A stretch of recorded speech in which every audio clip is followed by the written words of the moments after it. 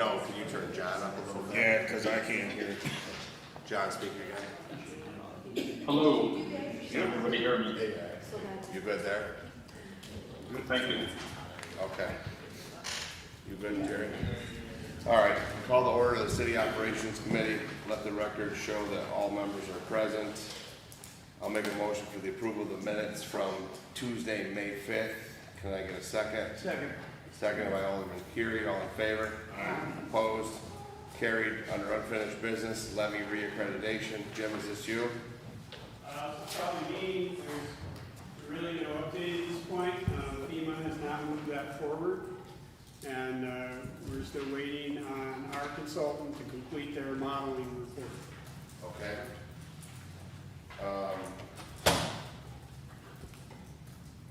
Tiffany, actually, you just throw this on for when we come out of summer session.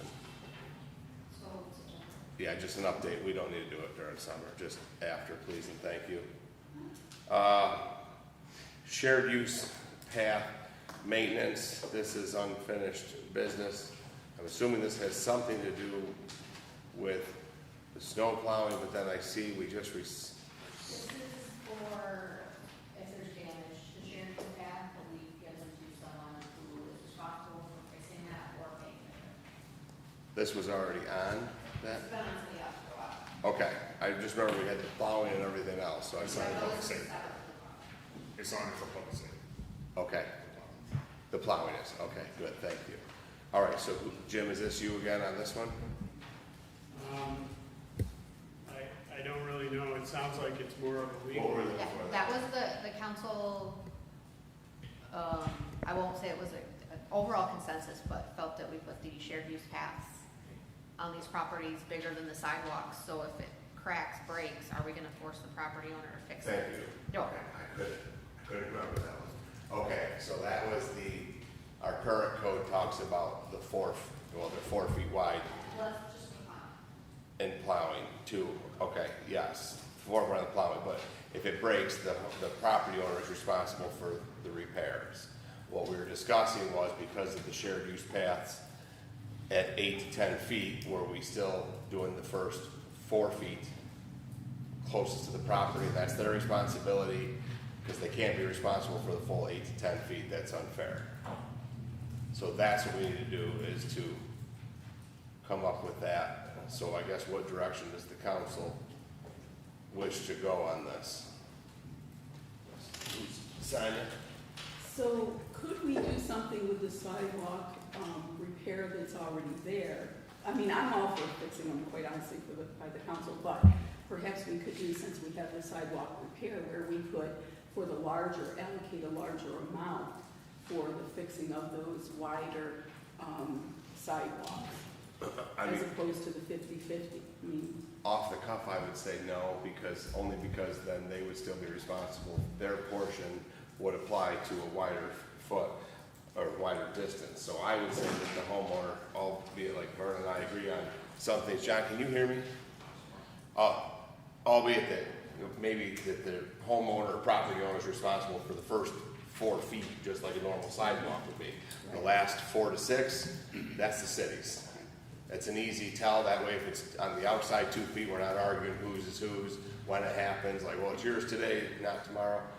Homeowner, I don't agree with it in principle. I've always said that. But to make it consistent across the board, the first 4 feet that they're responsible to, let's say snow plow is what we are right now, that's theirs for repair and maintenance. Anything else beyond that is at full cost to the city. Vernon? And I can agree with that. When it comes to those sidewalks because I know there's some where the footage was cut back, so if it's only a 6-footer and it's 2 sets of 3, maybe we should say the first half. I don't know how it should be worded, but we need to be able to, because if we say 4 feet and then that 4 feet cuts into the second block, now we're replacing, we're not gonna cut a half a block, we're gonna replace both. So Jim, could we write the legislation to say to the first joint? Then even if it's a 10-footer, the first joint's gonna be a 5, and we do have some 5-foot blocks. most of them, I agree with you, are forward. So the simple way to do this maybe would be to say to the first joint, correct? From, First longitudinal joint, yeah. okay, That- To me, that's fairness. I mean, either you're gonna end up paying the full amount or just pay the full to the joint. So Okay. I think I can get on board with joint. okay. Anybody else got anything on this? Sonia, is everybody agreeable with that? So, yes, So can we move that forward with a need a PL. PL to amend that? Please and thank you. And then that's nothing that needs to be published, right? So that can just, well, right, but I'm just saying it doesn't gotta publish or anything, right? It does. Oh, it does. I'm pretty sure it's gonna have them close it all. Okay, thank you. Ash tree reimbursement. Tiffany says this is the one that was the ash tree that was in the subway, that we were trying to find out if that one was inventoried in the city's ash tree report. So we kind of have come up with a sort of a plan. We want to make sure that the ash trees that are diseased are removed so that we can eliminate the fund, the fund be decreased.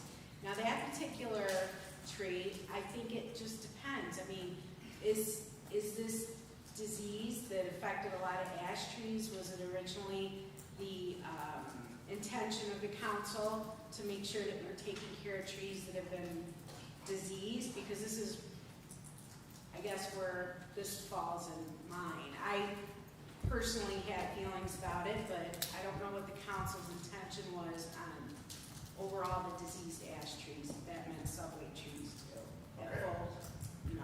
I'm gonna let Vern go and then I'll get back to you. So this one was on, there was a tree that was an ash tree, it happened to be an ash tree, that was removed from a constituent's property. And they had to pay half because that is the way the legislation is written. But we had money set aside for ash tree fund, and the tree that was removed should have been paid for 100% by the city. If that wasn't an ash tree, then that constituent would pay half, but then the money that was used, half of it came out of the ash tree fund and not the other tree fund or tree removal capital fund. So yes, so if either way there was gonna be an action that was gonna happen, either A, we need to move money from the one fund to put the money back in for the ash tree, or that constituent is owed money from the city incorrectly charging them. So that was what the city was supposed to be trying to find out for the council. So, And then alongside that, you said that that tree was on their property. No, that tree was in the right of way. It was a subway tree, I believe, not on the inside of their property though, just for clarification. yeah, well, And- they consider that a property. Well, I just wanted to clarify that it was, so what we had asked was, and backing up quickly, you asked about the thing, the funding was to just remove all of the ash trees. They were supposed to do an inventory, and on all city property, all of the ash trees were inventoried. So the question is, and it sounds like maybe still today, is the question is, did they count any ash trees in the public right-of-way into their inventory? Because like Vernon just said, like, some days it depends on whether it's our property or if it's the city's property. It depends on what we're talking about and how much money is at stake, like whose property it is today. The right-of-way is kind of the city's, so if the ash tree was inventoried, that's what Vernon's saying, then the money was allocated and it should come out of the ash tree fund, and that resident should have their money sent back to them. Good Christmas gift.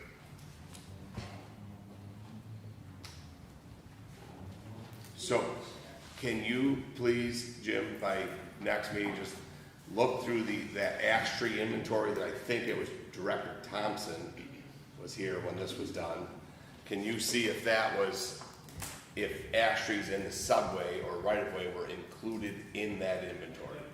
Please and thank you. Sure. Yes, There was one more tidbit we added at the last committee meeting. We mentioned that we believe that someone from the city should be updating that list with those trees that were removed. oh, yes. That way, that list, I mean, I think we pay 6 figures for this survey, so I think it's worth it to keep it updated at least, like we do anything else, any other records that we have. The big tree survey one. Yes, the big tree survey. Yes, and then we did get a report back on the number of ash trees they surveyed citywide and what's been taken down so far, correct? Yeah, we think there's still about 60 in the city. Okay, if you could include that in your email, your memorandum, just how many ash trees were surveyed and where we're at today versus funding and stuff like that, please. So I don't know why this shouldn't take any more than that. It's just a quick look, so just put it back on for the next committee night, and then hopefully we can then put this to rest. John, do you have anything else on that? Were you waving? Okay. The Front Street, Seneca Avenue repaving. Amy, are you talking on this, or Jim? I know we got the email with the streets list. We, at the urging of the council, we modified the CHIPS street list and put Front Street on it in its entirety. We retained portions of Seneca Avenue that were already on it. As a result, we dropped a couple other streets off. I believe that list was forwarded to you, so you can, actually both lists, so you can compare the two lists. And right now, we're preparing the contract documents to go out for bid, using the list of Front Street to be repaved this year. So, all right, so just for sake of public information, North First Street, sections of it, 4th Avenue, Root Street, North 15th, North 19th, for a grand total of 2.449 on the one, those were removed, and then Front Street added in its entirety, which actually dropped the total cost about $19,000, correct? So we're up. And that cost is our current estimate. Right. Obviously, until we get the bid, we don't. And then can we, with doing that, can we also then ensure that those streets that you took off in lieu of the, John, what the hell happened? Why is he sideways? John's exercising. I thought he raised, it changed, I thought he waved his hand, but no. Can we ensure that those streets go on to the CHIPS list next year? Yep. Vernon? I just want to make sure that we clarify 2 things. One, John said that he would forego Ward 5 streets, and I agreed afterwards. So I see Ward 5 streets are still on here, and 2 of the 4 that are being removed are Ward 6. I'm fine with that, but I want to make sure, because information gets lost over time, or we tend to forget, or POs get forgotten. I would like to see these streets put on next year. I want to stress that, particularly North 15, because that one is really bad all the way down through. I'm not understanding this priority ranking with North 19th. Granted, that literally goes right past my house. It says condition rating 57, which is better than everything else here.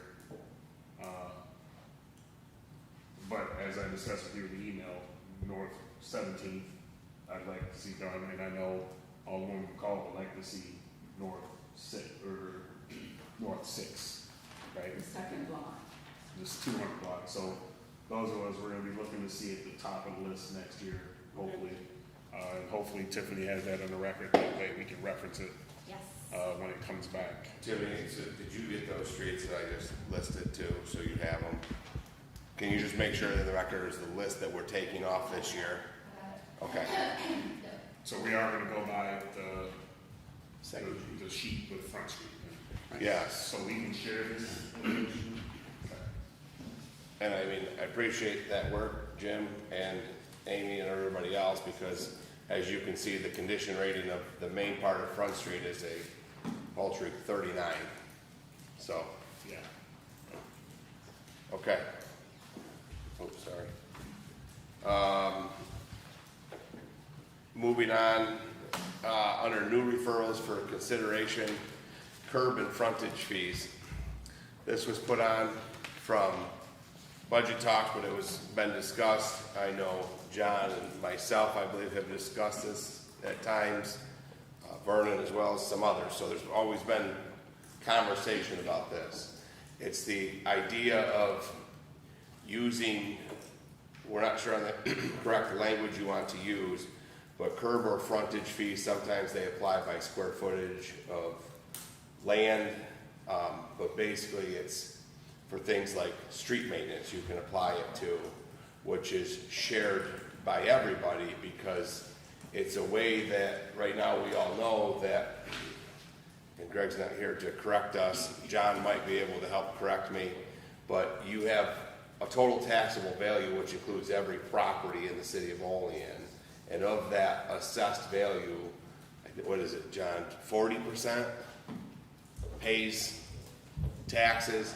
Only 40% of our taxable value is actually held by tax-paying property owners. So that's a large,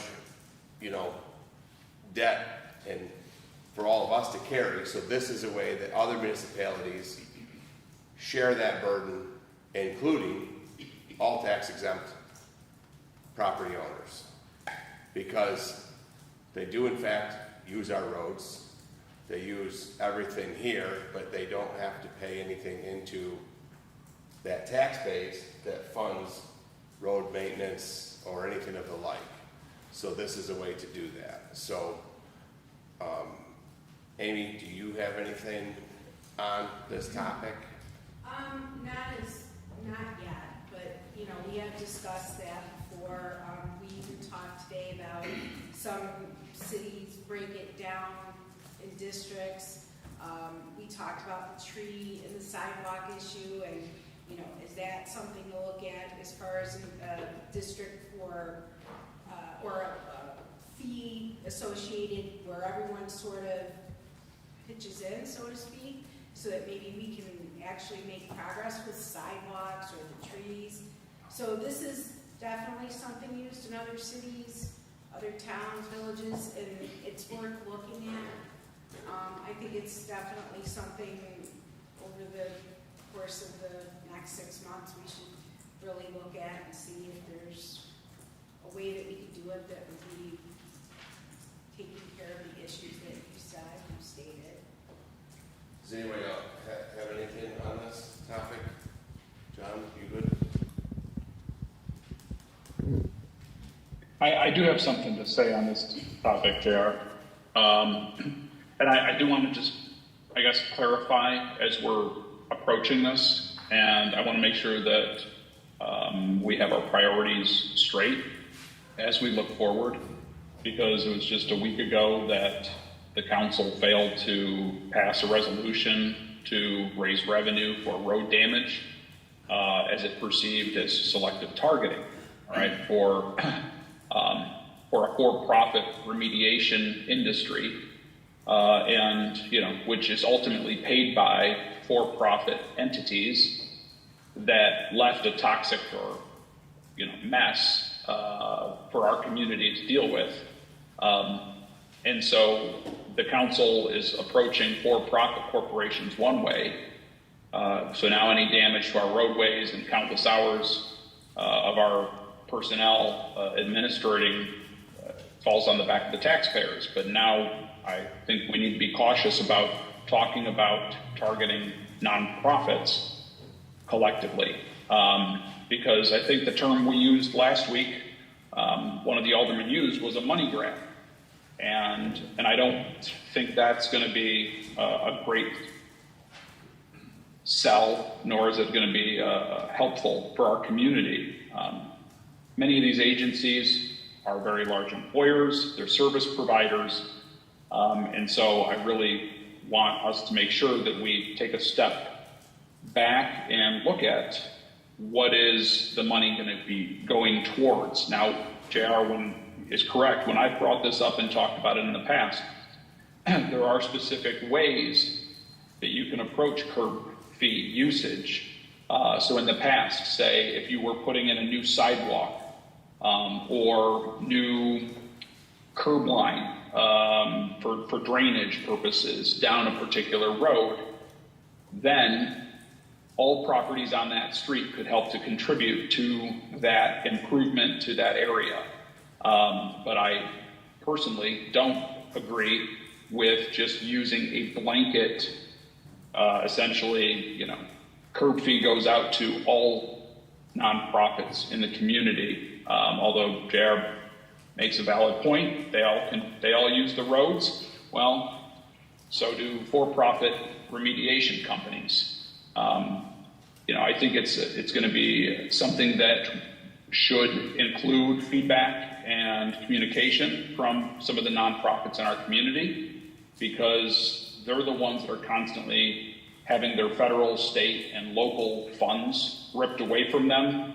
Their budgets are tight as it is.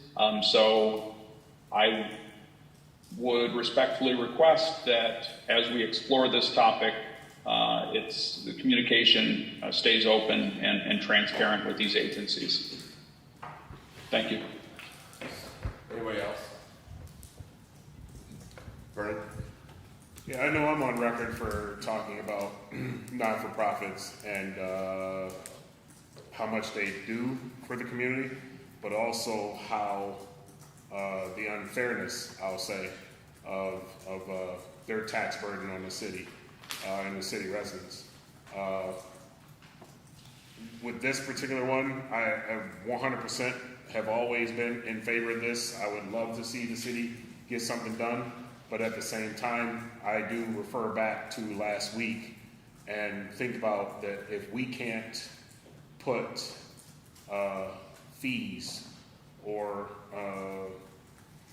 requirements on an organization when that particular PL was, to me, focused on environmental alone, then we can't possibly put anything in writing for a not-for-profit. To me, that does not go hand in hand. So with that one, if the mayor says it would take, 6 months or whatever, I would like to see how it's written and how it's structured. And at the same time, we can get another one rewritten for the one that failed last week and try to get that going as well. So,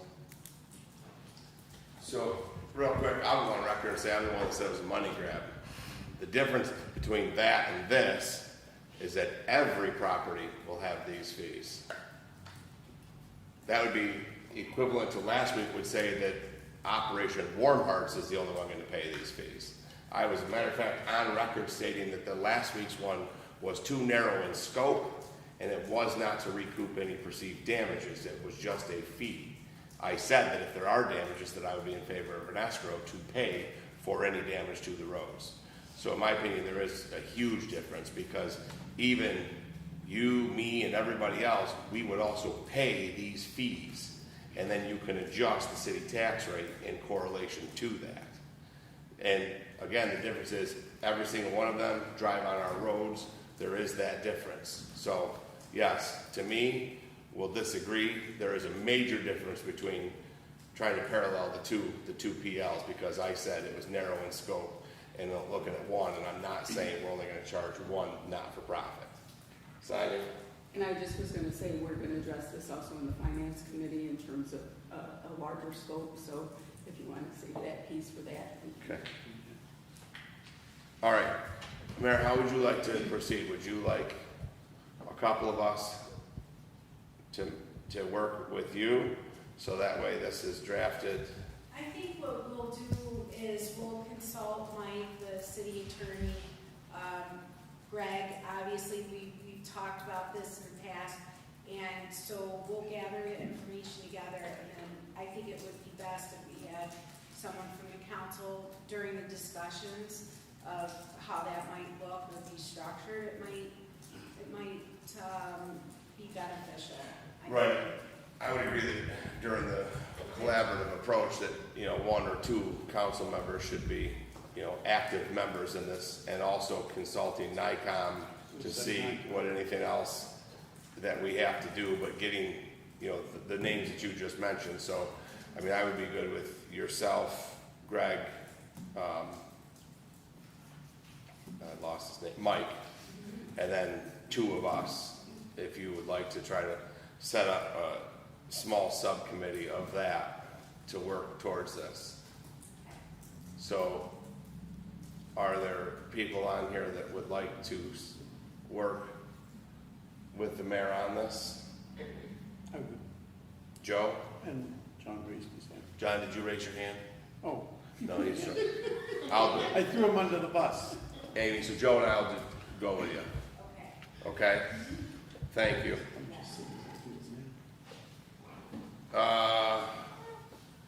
Under railroad underpass. So this was on there with the advanced warning systems of the railroad. Also, this is also on there for an update, because it was started as an update to see where the railroad was with all of this. And I know that John's gonna talk about some stuff and I'm not putting on the spot John, because he was on the council when some other stuff was done to this regard. Right now, myself, Amy, Carrie, is there anybody else in there? Amy? Jim. And we met kind of with Corey Zay, who's the engineer of the railroad and the president of the railroad, and kind of talked what the next stages were. It was also kind of put out there that the railroad never really wanted to raise the bridge, and they were questioning the ability to raise the bridge and the success in compromising the structure. Am I right, Jim? Yeah, they definitely have some technical challenges with pushing that bridge up, absolutely. Okay. So what was discussed is the possibility of them not doing the bridge, and then they would pay for advanced warning systems that when we met off-site at that, it was discussed with kind of the laser technology with them with trigger lights, but we won't get in there because I know, John, do you want to speak on this? No? Okay. I know you and I talked about there was stuff in the past. So then doing some type of advanced warning system with, I know what I've talked about for years is they make a laser beam that goes across much like a garage door opener. They do it in a dual beam. So if a bird flies through one beam, it triggers it, but it has to drive through two beams, and then that would trigger these lights. People have talked about the lights that just flash all the time. You become immune to your environment. We live near the railroad track. I tell you, like, we don't even hear the train now. The whistles go by. You just become immune to it. There's been other things. Yes, there's a history of trucks, semis, and everything else striking the bridge. One thing to remember is the bridge is never lost. So, and now, we'll even bring it up as recent as yesterday, somebody else managed to hit the bridge. So, before they hit the bridge, one thing I want to talk about, we've talked about for years, is before they hit that bridge, they have passed 3 signs that say, no trucks. Front Street has never been a permanent truck route. It was used on a temporary basis during the construction of North Union Street. You'll see people comment with their ideas about painting it yellow, putting an arrow that says left turn on Seneca Street, all of these things, which, okay, they're fine ideas for people to have. However, and some people say, well, some drivers can't read English. Well, this is a picture of a truck with a red slash that says no. To even pass your car driving permit test, you have to identify road signs. And we all know what a red sign with a slash, I don't care if they can't read English, everybody knows what that means. And furthermore, let's talk about this one, when this driver is sitting at a stop sign, evaluating his or her life decisions, in the cab of a tractor that is almost seated at eye level at the bottom of the bridge, and then proceeds to drive into the bridge, I don't really give a shit what language you speak. Like, you made a poor life decision in that moment. So, things that have helped in the years, as I lived there, is bridge accidents, hugely, probably 98% are from the hospital side. It's always been that way because when they turn on the front street from East State Street, they have a moment to evaluate the bridge, make better life decisions, and they usually turn around. On Front Street, one thing that was done is the vegetation on the Kingsbrook was cut down because it came around a blind curve, they couldn't see it. Everybody's favorite topic, stop signs on front streets. One, people can get out of the roads faster, but a byproduct of that is the road does slow down now. They've stopped prior to that stop sign, and since those stop signs have gone on, there has been a huge reduction in bridge accidents. Prior to them, there was probably, once every 2 weeks, we were hearing about somebody striking the bridge. So, in the past, they had this thing with they wanted to raise the bridge and lower the road. And it's on record in the newspaper that the will of the former administration and even the will of the former administration prior to him and the prior administration, or Ward 1 representative to me, their goal was to make Front Street a truck route. That is a residential neighborhood. And I assure you that at no time did any single one of them ever come to any resident and ask Front Street. It is a railroad bridge. They've said there was a public hearing. That was in a courtroom in the city of Buffalo, in a federal courtroom because the railroad is federally operated. It was not here, and it was held at 10 a.m. in the morning. Other aldermen chose to decide that that was the best course of action, which I disagree with. One was even on record saying that what are we waiting for, a fatality? I'm not sure what fatality is likely to occur. It's going to be a small percentage unless the AC falls off the top of a camper and lands on a person on the sidewalk and it's the Mr. scene from Happy Gilmore. That's at best the fatality that would occur there. So nobody on Front Street in the campaign that I've done, living there, working there, has ever wanted that to become the truck route. The road's not designed for it. The road's not built for it. We're talking about finally getting it repaved. So we talk about how do you keep the trucks off there? Well, it's easy, active enforcement. When our officers sit there, at times they do, and they see a semi, I see it, John, just 1 second. They can pull them over and they can ticket them for being on a restricted roadway. And that will spread. So that's where I'm at with that. So John, did you raise your hand? Yeah, thanks. So I want us to also, so you bring that up, and obviously you addressed, I think one of your biggest concerns is that Front Street becomes a truck route, and in my 10 years, no one's ever proposed it. You've talked about prior administrations and wishes. However, I don't believe any PL's ever come up that proposes that. But more so, we do know that the Front Street Bridge has been hit time and time again, and it does present a public safety hazard to the community. And I have concerns learning this. This is the first time, I think, in about 5 years that this topic has been brought up. I think nothing moves quickly in government. I think it must move even slower in terms of the railroad, because from the information now that I've received as to kind of JR gave kind of an overview of what they're looking at now is releasing a for-profit company from its contractually obligated financial responsibility, which is to fix and raise the Front Street Bridge.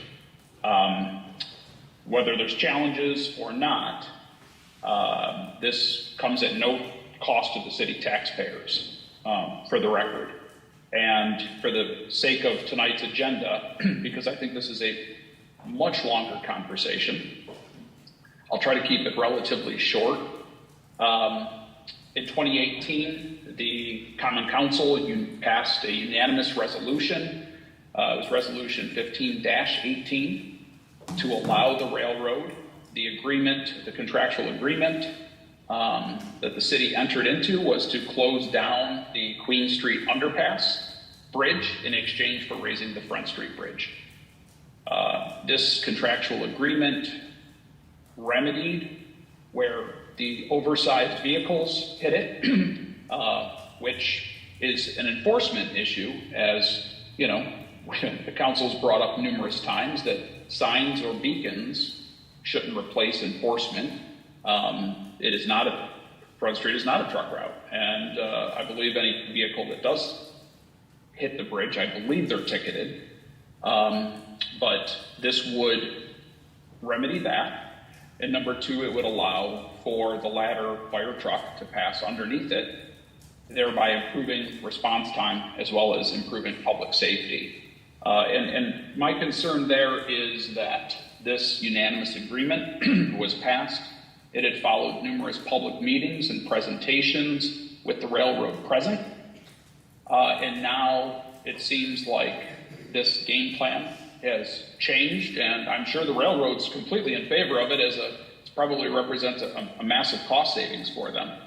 But I think it's something that needs to, I would request, slow down. And I don't think we need to necessarily argue the semantics of it tonight. Like I said, I think it's going to be a much longer conversation, and given our lengthy agenda here tonight. But I would formally request that the railroad be present at scheduled future common council meetings, so all council members are able to ask questions, that we're able to deliberate and inform the public more transparently, and then decide on what the best course of options are. Jen? Yeah, a couple of questions. So I appreciate, JR, your info and John's backstory, because I didn't know there was like an official contract or anything like that. Obviously, I wasn't on the council in 2018.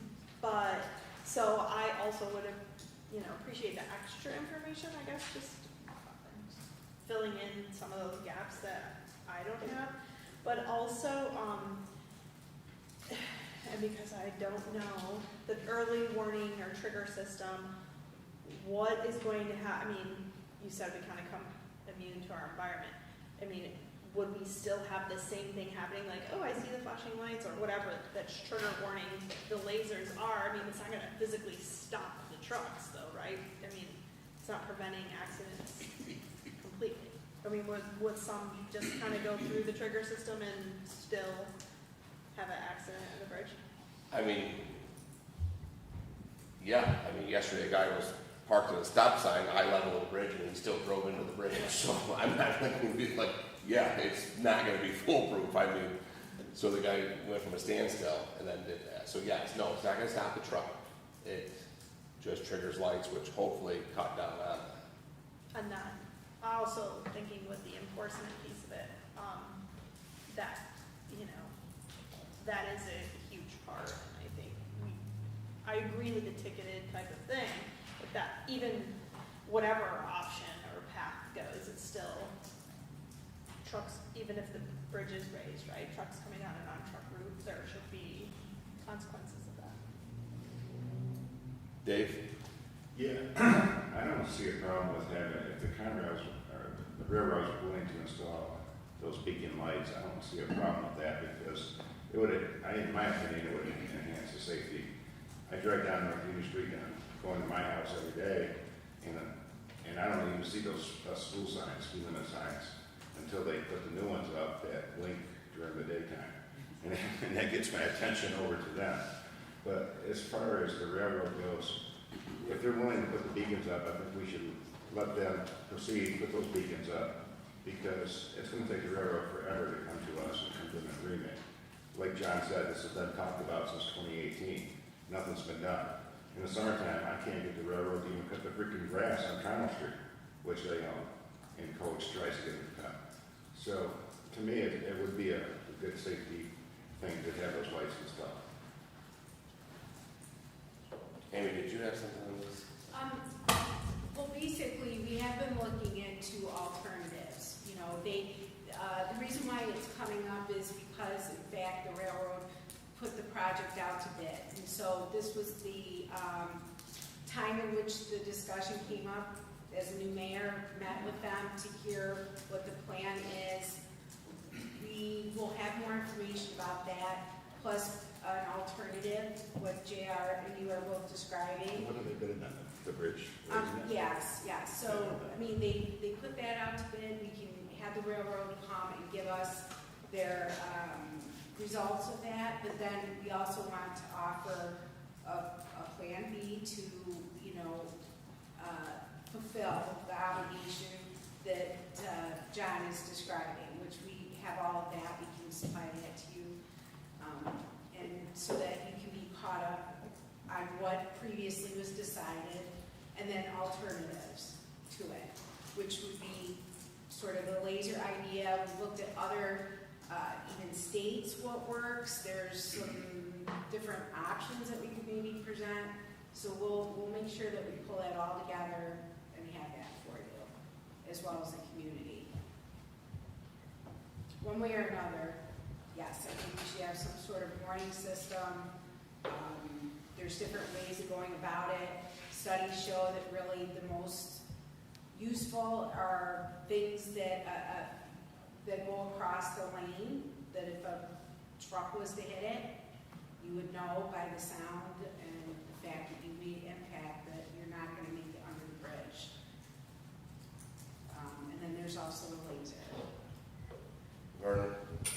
So a few things I wanted to highlight.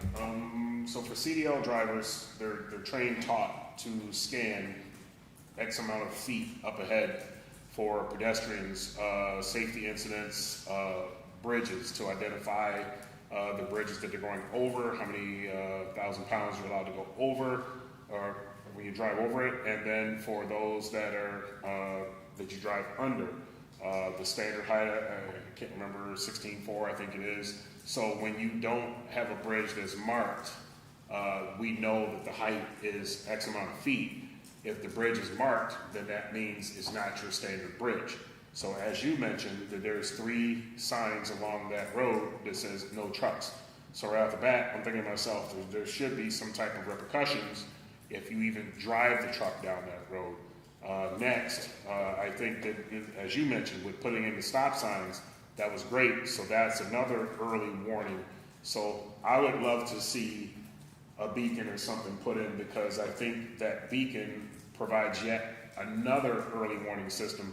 And we were told and explained to the council years back that those lights there along Union and other places in town, where we have the beacon where you hit it, light comes on, people want it placed at other locations throughout the city. It was always explained that people get complacent. You tend to start ignoring these signs, and that's what I think Jared was trying to explain by, if you just had something down there just constantly flashing, people would just ignore it. Granted, they're ignoring the stop signs, the other signs that are down there.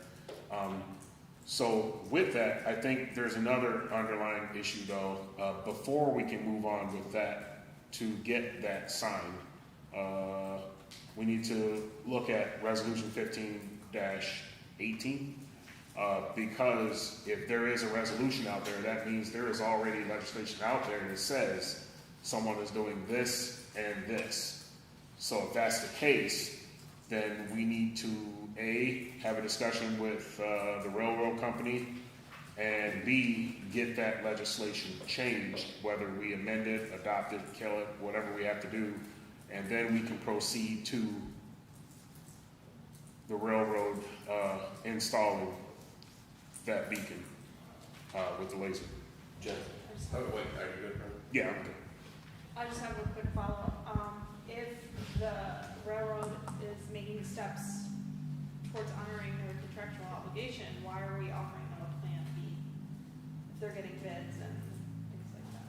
I think there's some concerns that, do we want to raise that, or do we want to keep it so that it is what it is right now without trucks? There was that discussion, and also it definitely came in higher than what was anticipated. It was described to us that there was some issues even with how much higher is this project really going to make it, because, I think Jim, you could describe what they said about. There's a restriction on how steep a railroad can be, and to the west of Front Street Bridge is the bridge over Olean Creek. So that's really the anchor point. So from there back to the Front Street Bridge, they can only go as steep as whatever their maximum grade is. Which is, we've talked about this before, Jim, not to interject, because we talked about it with them. For every inch of elevation, the railroad is supposed to have 100 feet of run to be in compliance. 15-18 was to raise the bridge 18 inches. Therefore, they need to, by their code, have 1,800 feet of run to make that work. The bridge, Olean Creek Bridge that Jim was just talking about, is roughly 860 feet back. So they would have to make it outside of the grade. Also, to do that in compliance, they would have to rework the King Street intersection. All the way down 18. Well, did those come up like? I don't know, I wasn't on the council, as well, John would, You can get that. I want to mention in 2018, it was also mentioned that if they were to raise the bridge, in order to make it as big of a gap to get the trucks through, the city would have to do some actual work on Front Street to lower. I was gonna, The road would go up and the road would go down. I So was- it involves work on the city side as well. which, to do that, then I was gonna touch on John's, it was up 18, down 18, which would be the installation of pumps like they have at Buffalo Street. So the city also would then have a thing. And to John's point, if it wasn't to make it, not his point, but his statement, if it wasn't to make it a truck route, and it's only to get the ladder truck that we currently have, which is a couple inches short, you don't need to dig the road down. And if you have passivity enforcement and access, it will become a truck route. It already has become one. So that's the reluctance. Also, the railroad, and we'll bring them in, Amy, we can talk about that. The railroad had reservations about the ability to go up with such with the age of the bridge. Okay? So, Amy, does anyone else have anything on this? No, I was just gonna make a comment that if you do raise the bridge, you can see the writing on the wall down the road. Front Street's gonna become a truck route. So I think for the city, and why should the city go to the expense of lowering it? So I think the best alternative is to either put those laser beacons up, and the problem hopefully will be solved with enforcement. And Amy, that's the bid they have out, is for the beacon system, No. correct? No. It was to raise the bridge. Construction, yes. To raise. Yes. And then quickly to point out too, the railroad, this whole beacon thing, and the next topic, the pedestrian tunnel, the railroad was going to pay for all of this. All we have to do is tell them what we want. And Amy's point about the bar, which, one, I think it's unsightly, may work, I think it's unsightly. You can also still do both. And I would encourage us to, if we go down this road, would be to look at the more, if they're paying it, go with the more expensive one. If we decide we want the bar and it's a lot cheaper, then we can pay that bill down the road. But, I mean, we should look at both or have them put the more advanced system in. Vernon? I just wanted to mention that if regardless of which route is taken, we want to make sure that something is written or document that we do not want Front Street to turn into a truck route.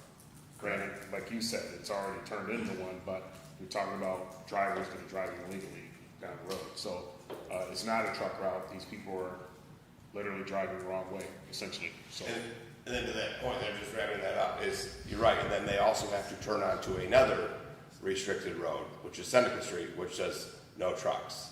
And the enforcement part of it, we also understand that the cops are busy and they can't sit down there all day long and write tickets for every single truck that is there. We understand that that's impossible, but something has to be done. It's at their expense. So, Amy, do we want to see about getting the railroad in for some type of meeting? Do you think that we could go like 2 committee meetings out and get that in plan with Corey? Yeah. Is that good? And then you and I can meet on that other, said you wanted to get with me, we didn't get a chance to, on the different systems. Is that good? Yeah. Tiffany, can we put that on for not the next committee, but 2 out, please? And then, And can Tiffany, can you get us that 15-18 so we can review it before that meeting? and then any discussion around it too, please, Tiffany. I was looking for the one where John had said that it was literally quoted in the paper during those conversations by Bill that the desire was to make it a truck route because of the damage that the trucks are causing to North Union Street. So it may not have been John's purpose, but that's what was quoted. And then on the Queen Street pedestrian tunnel, that was part of the same conversation. They would also then pay for the illumination inside of the tunnel that we wanted, that was actually in the original scope, but then was crossed out by maybe Director Thompson at the time, or maybe Slab, I don't know, but it was crossed out. But under that original agreement that John alluded to, it was to illuminate the inside of the tunnel. So they would also then, that was crossed out, but they would agree to then illuminating the tunnel and paying for any of the stuff with the advanced warning system on the railroad. So I guess we'll just have that in that same conversation. With that, Jim, can you please check to see, I know they're paying for it, but can they hook into our electric at the end of the tunnel on the, we have electric there, can we just tie into that? Yeah, where we put the new street light, yeah. That was a question. I'll check with That was a Dave. question they had, so can you please get back to them with that? All right, anything else on these? All right, there are no committee reports. Make a motion for adjournment. Second. Second by Alderman McCall, all in favor? Opposed? We're adjourned. I'll order the finance committee meeting for Tuesday, May 19th. Let the record show that all aldermen are present. Approval of the minutes from the previous committee meeting, which was Tuesday, May 5th. I'll make a motion. Do I have a second? Second. Alderman Robinson, all in favor? Aye. Opposed? Okay, under unfinished business, we have capital project updates, and we do have our books in front of us, but as my memory serves me, that we were going to have an email monthly report of kind of updates, so that if we had questions, we could streamline it and send them out ahead of time. So I think if we can get to that process, that would be great. And then I believe this is probably up to you, Director Sprague, with updates, is it? Okay, yeah, the only capital project that is currently in motion is the splash park, which is, fortunately, is coming to a close. All the concrete has been poured. We are now down to waiting for the last few parts from the vendor, the vendor of the actual features, Vortex. So there's a couple of pieces we're still waiting on, and as soon as we get those, then we will be scheduling, the vendor's gonna come in and teach us how to start it up, and then we have to have the DOH inspection.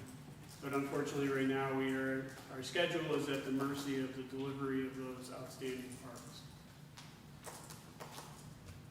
Okay, I think we should mention that Marcus Park, we had a wonderful celebration there, with the opening of it, and so we're closing that project out. Well, actually, I should say, did anyone else have any questions on the splash park? You backed that up. Nope, okay. So Marcus Park, it was very nice. If you have not been down, please by all means, wonderful collaborative between the city and in tandem, and brought to the council by Alderman Robinson, so great job with everything all around. The other thing is, we had a couple of other things. The elevator, The elevator in this building is all done. okay, so as we're looking to close out capital projects and stuff, we can circle around and revisit that, but we're done with that capital project.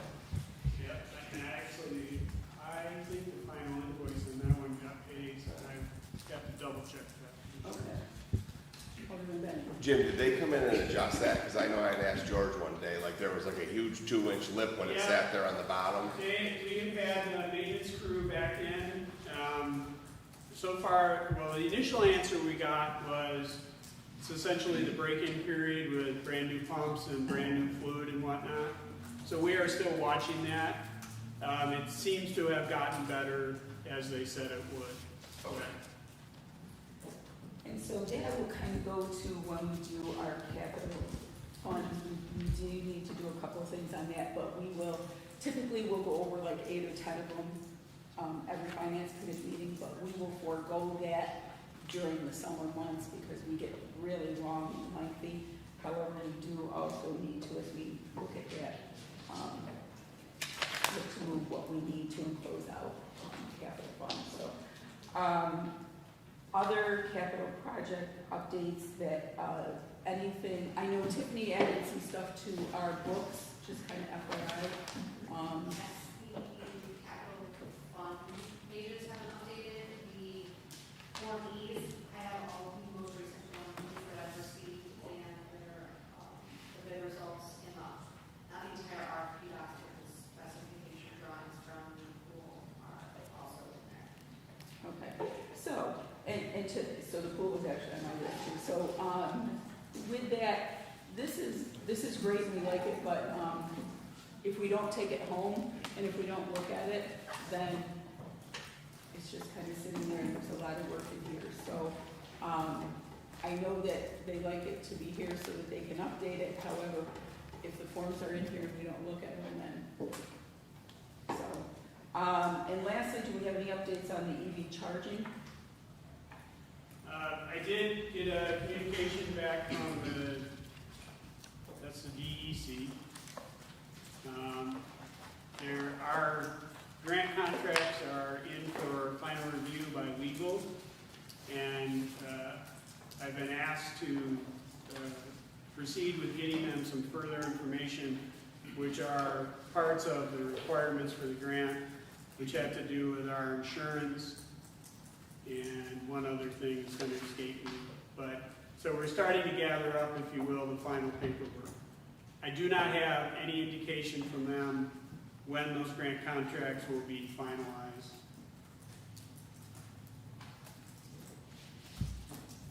Any other capital Alderman Robinson?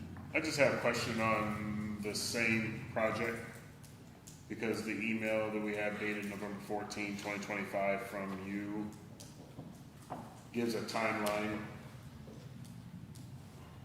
to everything on this particular project. So we are at May. So by June 2026, it says design phase complete. Is that, we way behind? Yeah, I would say we're way behind. We've been languishing in their review process. Okay, so time frame of when you think we may get to that phase? Months by months? Yeah, I'm gonna think you're probably 4 or 5 months out.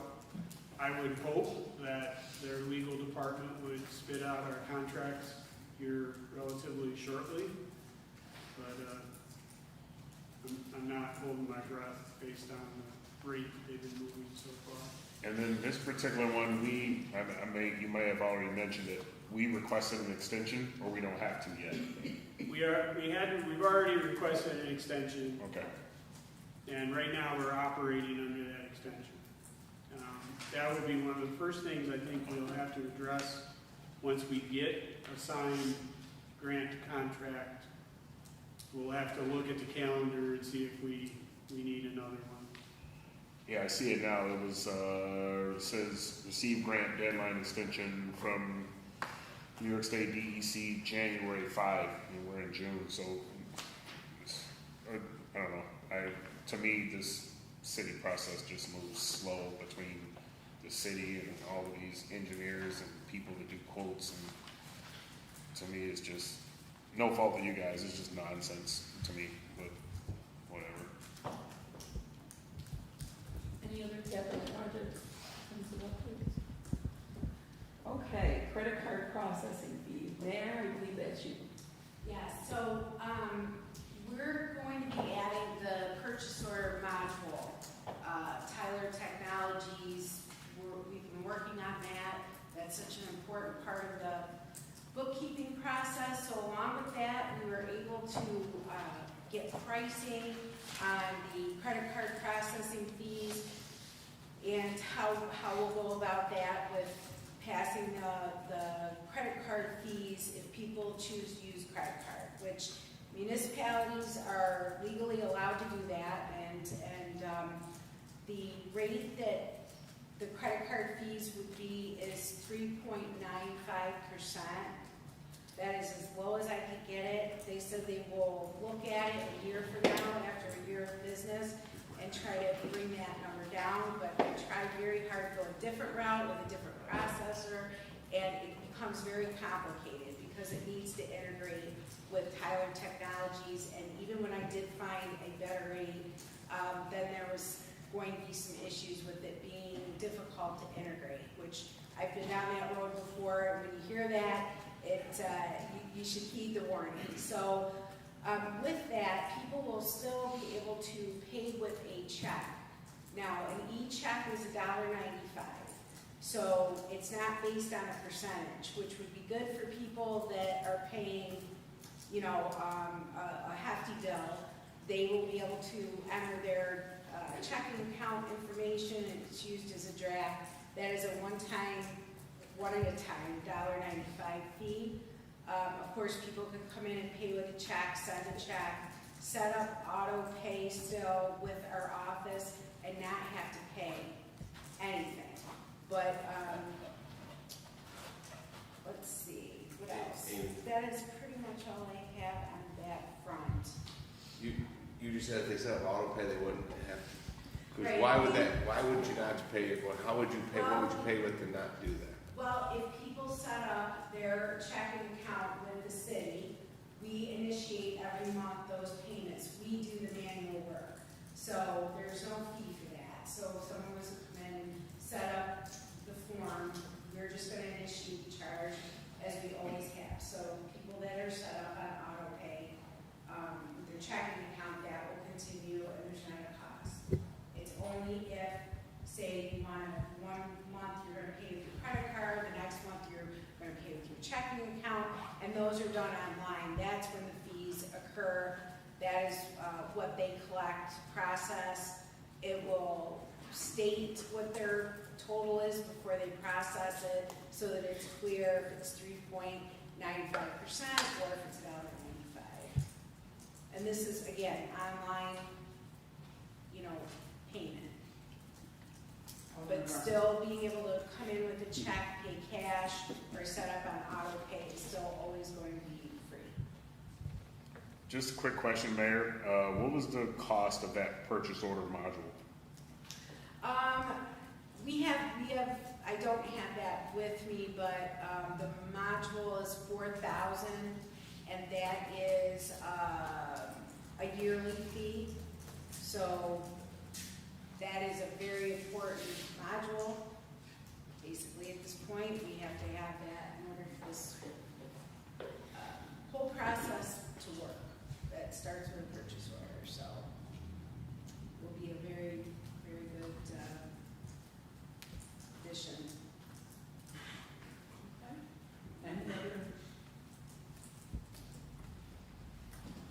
Okay. Mayor, when do we want to follow up with this piece for you to get something to us on it?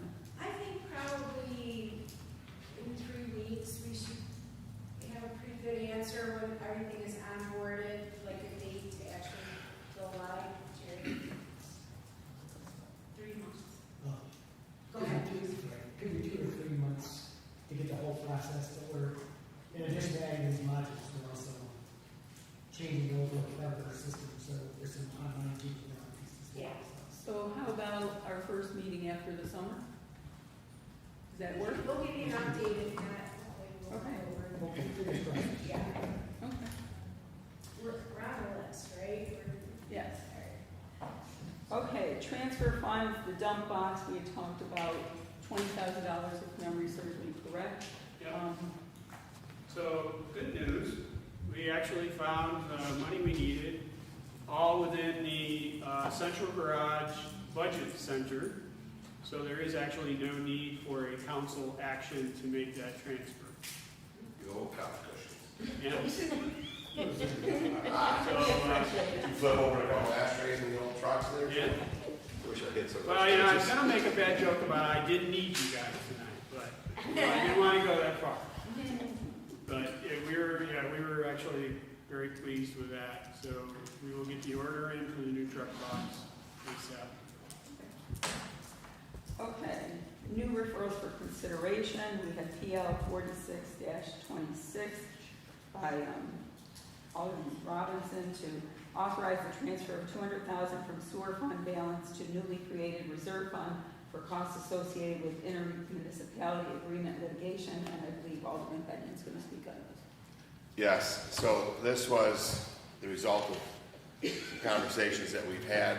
We want to make this available for the litigation of the intermunicipal agreement with the Village of Allegheny, Town of Allegheny, and St. Bonaventure, who have historically had very, very low IMA agreements for payments. The council and the mayor have had conversations with what we think an appropriate rate would be, that if they would agree to pay what the standard in-city rate is, that now I can't remember that number off the top of my head, I think it was 01023, currently until this next fiscal year, and I can't remember that number now, but the council does set an out-of-city agreement, which was 01535, Mayor? Does that number sound right? You said it 100 times. 01535, I believe, 0.01535. So, which has always been attainable because other people do pay that. So it was, the question was, hey, you guys could be agreed to pay the in-city. They've chosen to say no, so we've chosen to say that we will litigate for the out-of-city, and these are the funds set aside for that. Because the time this has been going on for a while, predating Amy, and we want to see this, and at this point, the council is prepared to take that action. And I think that, as we've talked before, this is so that the city residents do not continue to subsidize out-of-city municipalities, and that we are fair to our residents, and that we recoup the costs that the city is rightly owed. Anything else on this? Yeah, I've debated what I wanted to say out loud, but this is needed. We need to get this passed, we need to get this set aside, and we need to get moving forward so that, again, we can do right by our constituents and get wrong corrected that's been going on for so long. I'm agreeing. So we just need to, do we need to do anything to move this out of committee? Okay, I'll make a motion. Second? Second. Alderman Benyon, his finger's down there. All in favor? Aye. Opposed? Okay. Sorry, John, I tried to look to see if your hand's up. Usually whoever brings it forward wants to get their name on there. No. Okay. Major projects to the city, permit fees. This was spurred out of last week's conversation about the brownfields, and it appeared that at least 4 of the council members believe that, and even John had spoke to the fact that he thought the brownfield was a good start, but that we needed to have a larger. So while we voted that down, I'd like us to look at a overall cost, right? So that when we look at it, Alderman Robinson had given us some information for all major city projects that we talked about. You know, should we look at haul routes? You know, what constitutes a major project, and if damage done, whether to bond, put in escrow X amount of dollars, so that if there was damage, that indeed it would not be on the backs of the city residents, but it would be the responsibility of the companies that were doing these major projects. So as opposed to being a narrow focus with the brownfields, I believe the majority of the council, and everybody can speak to this, would like to see a proposal for a larger, that it was encompassing all major projects. Other Alderman? Alderman Robinson. Yeah, I don't believe we need to reinvent the wheel. There's gotta be a city, township, what have you out there that has something similar in place, and we need to just mimic that and make sure that it meets the needs of the council, and the city, and then go from there. And, at least if we have something to start with, then we can go through and, analyze it piece by piece from there to tailor it to the city. Yes, and so we have, oh, John? Thank you. I just wanted to add that I think we have a working document as it exists. I think we could look at that as a starting point. What was proposed, I think you could change a number of items, maybe with some input from the city attorney, and possibly just expand the scope of that. But more so, and I've asked the mayor, so as we look into this, the thought that the only thing that the city gets pulled into on these major renovations or reconstructions, these major capital projects that take place around the city, is that, well, they just drive on our roads. But what we were presented, and it was kind of pushed back and dismissed, was the amount of time that the city puts in on that sort of work, whether it's filing documents and updates that every form that comes in from the DEC goes to community development, and then the filing of all of that. And whatever it is, I think the council, because listen, we're naive to all the intricacies that the city does and provides. I know when I say put a new roof on, I get a permit, they come down, they validate, right? There's time for that, and I pay to compensate for the time to come validate the new roof was put in, or an electrical inspection, whatever the case is. There's a permit fee to that. Well, I think we need to be able to quantify the time that it takes city personnel across divisions on some of these major projects. And I know we talked previously about what the Olean Center Mall, there's going to be a lot that goes on with that redevelopment. And so I think whether we, like you, Vernon, suggested, take a look at what other municipalities have, take a look at what we've presented previously and just change the scope, adjust maybe some of the prices to be in line with what's best practice. But I think this is a necessity, again, so that it just doesn't fall on the backs of the taxpayers. Anyone else? Alderman Curie. So I agree with President Robinson. Both the city attorney and he published a number of examples. One good one was the Steuben County road use agreement. There's a number of them, and I think we can customize that for our needs. Again, this was not designed to target. It's not looking at a person causing or an organization causing a problem. It's looking at the problem itself, which is damaging our roads. And I was a strong proponent of that bonding, so that we have an escrow account that we can go after to repair the roads, especially on the roads on Front Street. I mean, we see it now, trucks going up and down causing more damage to what we have to pay. We need to recoup our costs. Any other discussion on that? Okay, is that? Okay, so we'll, that I think will take a while to kind of put together. Do you want us to put it out a couple months? Yeah. So let's put that one out 2 months, and then we can at least touch base on where you're at with the process. Okay, subway tree removal, that's something we've had the conversation about before. I put it on what I would like to see, and then we'll see what everybody thinks of it, is, you know, what the city's cost would be, because we've gone a variety of routes. We've had the city pay for it all, we've had residents pay for it all, we've had residents pay for half, the city pay for half.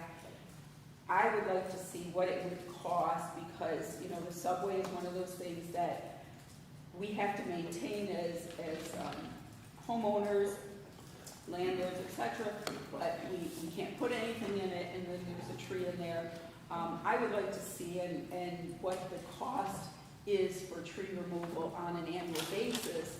That would give us some idea of what it would be a cost for the city annually. If that makes sense, Director Gray, Mayor, on that. Because we're already in essence paying half on that, but that would be, you know, what we paid out for the last couple of years, you know, what the costs have been for those tree removals within the subway. I see you itching down there, Alderman. Nope, just waiting. You're good? Okay, go ahead.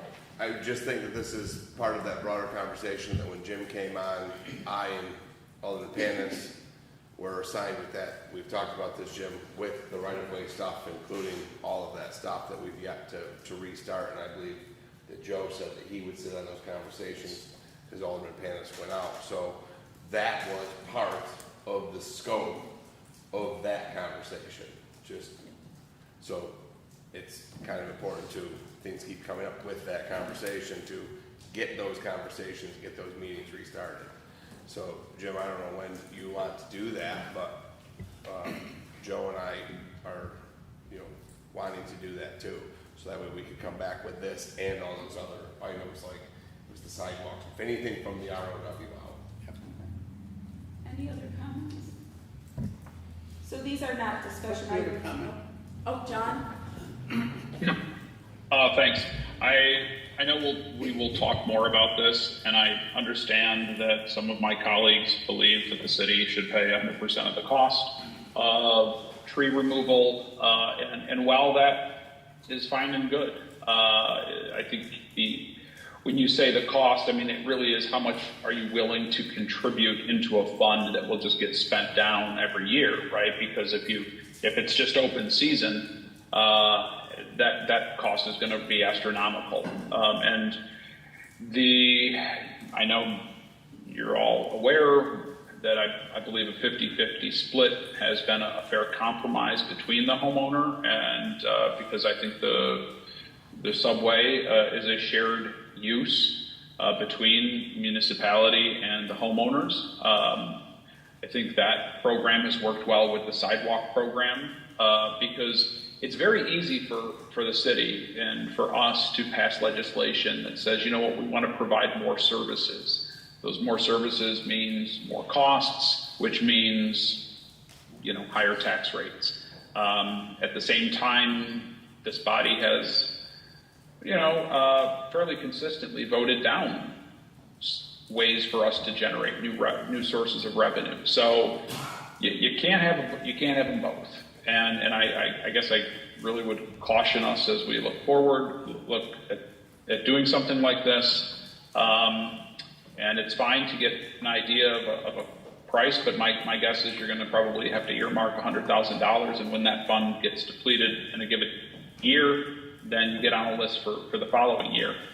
But I think it's a slippery slope. I think it's essentially, you know, if you want to talk about what's fair, it's some taxpayers that don't have any trees in their subway and will never get to benefit from that are subsidizing now for those who do, and just back and forth. But I just wanted to put that out there. I'm sure we'll have more discussion on this. Yeah, John brought up that point, and then Leslie too.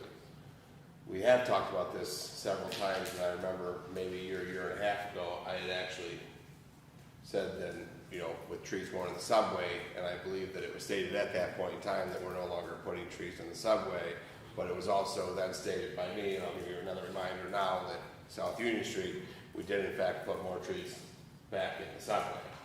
So John is right that we can't have it both ways, but we also can't then say we're not putting trees in subways, and every project since that statement was made in this very room, they've all put trees back in the subway. So the point of that conversation was, is when we put the tree in the subway, which an easement to the right-of-way granted to the city of Olean gives them an easement for public transportation and public utilities. Nowhere does it then say about that you can plant trees, which then obstruct water and sewer lines. Again, Jim, that was part of the conversation that we were having during those committee things on that tree conversation. So there is that thing too, where what the easement does grant them is utilities and transportation.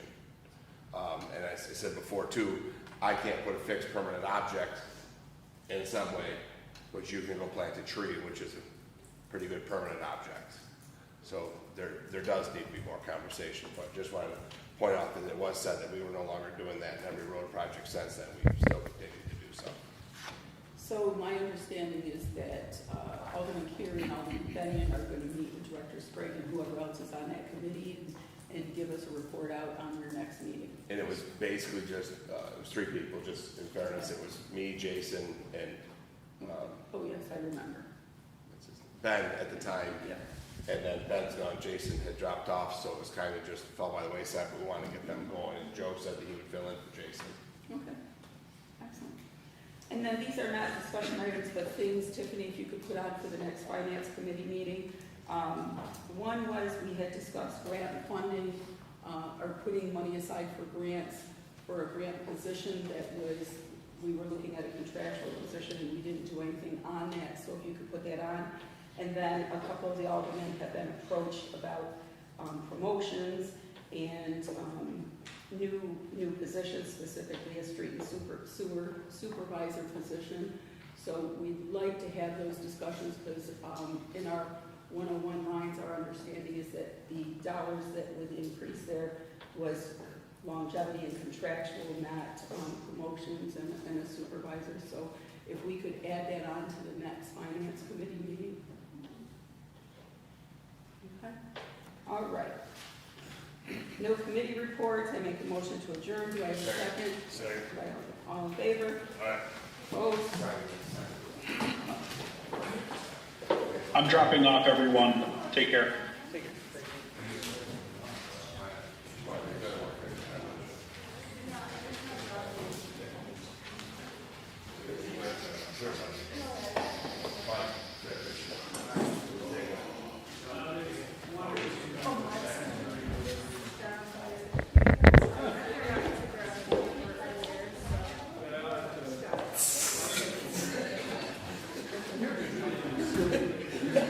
Hey, did you get that?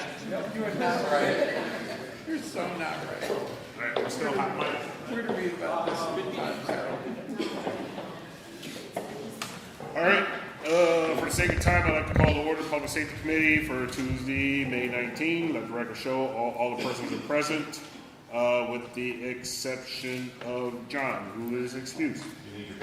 Make a motion to approve the minutes. Can I get a second? Second. Second by Binion. All in favor? Aye. Opposed? All right, unfinished business. We have shared use path downtown business district plowing. I believe this is Alderman McCall's. Well, I think this is part of that ongoing larger discussion about what we're going to do. I think that, and Mayor, correct me if I'm wrong, you had indicated that you thought that for the downtown district, we have the equipment that we might need to be able to do that. So I think all we need is really for maybe the mayor and our DPW director, Director Sprague, to get together and let us know if indeed that is feasible, that stretch. And Yep, John. Binion. Can I be JR instead of John? Yeah, it was Jay. Jay. And also, can we just have clarification though, please, because I know when it was first asked, it was said that it would be like $300,000, that large astronomical number. Like, and now we're saying like with the Kubota, can we say like what we can do it with and at what cost? Please and thank you. Yeah, I'll put together a plan that will just use what we have in-house. And the relative cost, including labor assigned to it. Labor and whatnot. Okay, thank you. All right, any other questions on this one? No, I agree with what Jay was going to, I was going to ask the same thing, but how many Also, how many times a day do you plan on having them do this? If we have a continually snows throughout the day, are they gonna do this once a day and only, or are they gonna come back later in the evening? Yeah. So, Yeah, my experience with it is you can do it you have to do it in the morning before businesses open and pedestrians show up. And after that, you really prohibit it because of the foot traffic and safety concerns. So it's essentially once a day. McCall? And I was gonna say, I think that's, as I talk to downtown businesses, that would be their only, request and expectation, and I think that goes a long way to our commitment for our downtown and our businesses. Bernie. Yep. Real quick, sorry. And then can you please include that in your plan, Jim? Because I've had this question, is right now, all of that snow gets shoveled towards the curb, but then we don't do a good job plowing out from those parking stalls and bringing it away. So that snow gets shoved towards that, and there is a huge berm that thankfully nobody has fallen as of yet that we're aware of. What can be done to make sure that that sidewalk is able to be gotten onto safely without a big snow berm? And then I want to add that I know this is going to be a plan that's going to come forward, but what I'm going to be looking for, I know I've said in the past that the city should be responsible for certain things, but when it comes to this one, if they are going to take on this responsibility, I would be in favor of at least one pass early in the morning, but then after that, the businesses should be responsible for maintaining after that and still follow the ordinances that are put in place to maintain 4 feet and keeping it shoveled and everything. That way we eliminate that burden of the responsibility of someone slip, trip, fall, etc.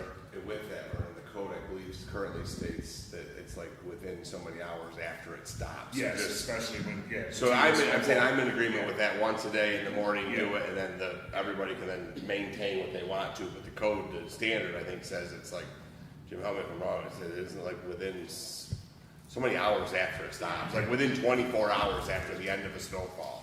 Yeah, I think it is 24 hours. So like if it snows for 2 days to Dave's point, you actually don't need to go out and clear your sidewalk until within 24 of the last snowfall. And I'm definitely be looking forward to that plan, and that way we can go over together as a council. Moving on, is there anything else on that particular topic? Cool. Moving on to Civilian Review Board. I think all the council was asking for in this one was just an update on what they've been doing, they've met, etc. So, Mayor?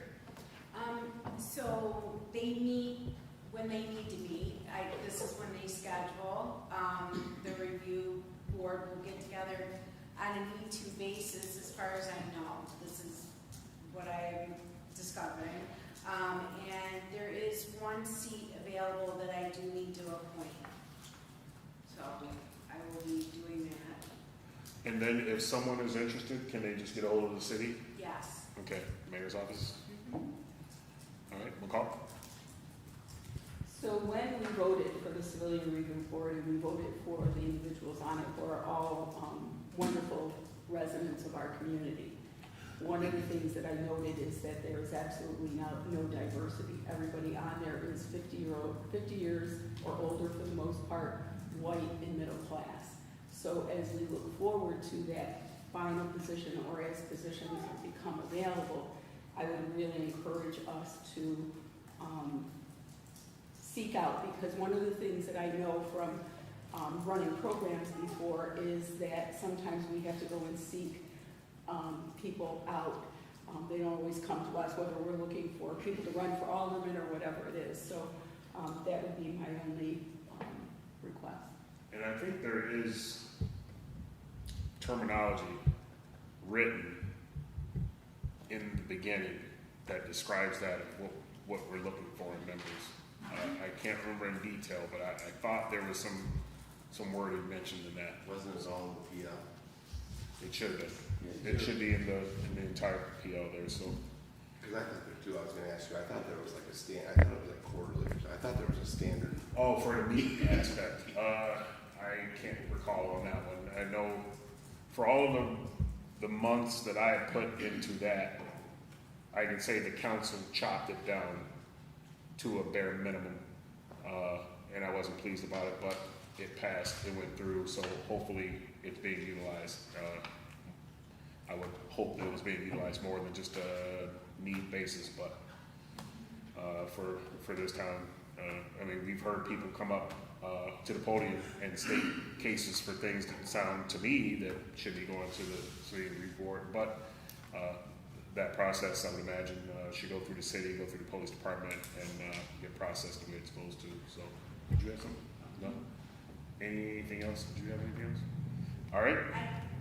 May? Yes, I can add to that. I have the document, the local law. It does say membership of the board shall aspire to reflect the city's diversity, including but not limited to age, race, creed, national origin, gender identity, marital status, or source of income. Yeah. Procedures, it does say that it shall hold regular monthly business meetings. All meetings are open to the public via electric means. Zoom. Minutes will be taken at the actions of the board. So it's slightly long. I thought I remember said something, but I thought it was quarterly, so. Yeah, so they're supposed to be monthly. And they may. I will make sure that I follow up on that. All right. Well, Vernon, so then don't those things, wouldn't their meeting minutes then be made public, much like, planning board, zoning board, when, so if they've been meeting, then those should have made public, but I don't know of any minutes that have been made public. Okay. So I'm Check into it. gonna guess they're meeting about as regularly as the tree board. And the meeting There's should be never on the been city, meetings on that. the meeting should be on the city council. Okay. There was a complaint received about a month ago, and they didn't meet regarding that one. Somehow I received the complaint, that's the only reason I know. But should we be putting them there, those minutes, should they be going on the website? I would think so. Like- Yeah, if it's public, yeah.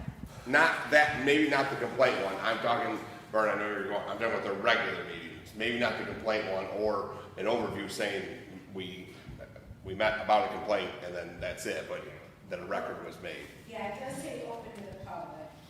Minutes will be taken. So they have to be on the calendar as well, posted to the calendar. Yes.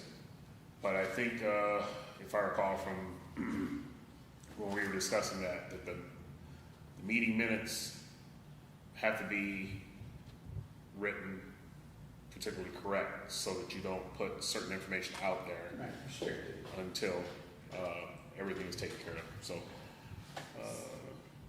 So, but if they're open to the public, that kind of contradicts. well, because you could, Right. there could be accusations. I don't want to dwell on this because this conversation's already been had.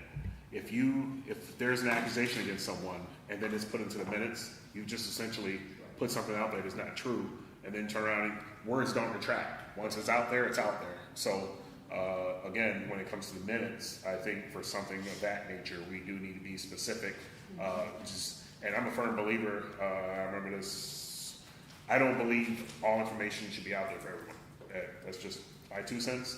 And this coming from the one that writes a summary every week, but there's a lot of information that just should stay in-house.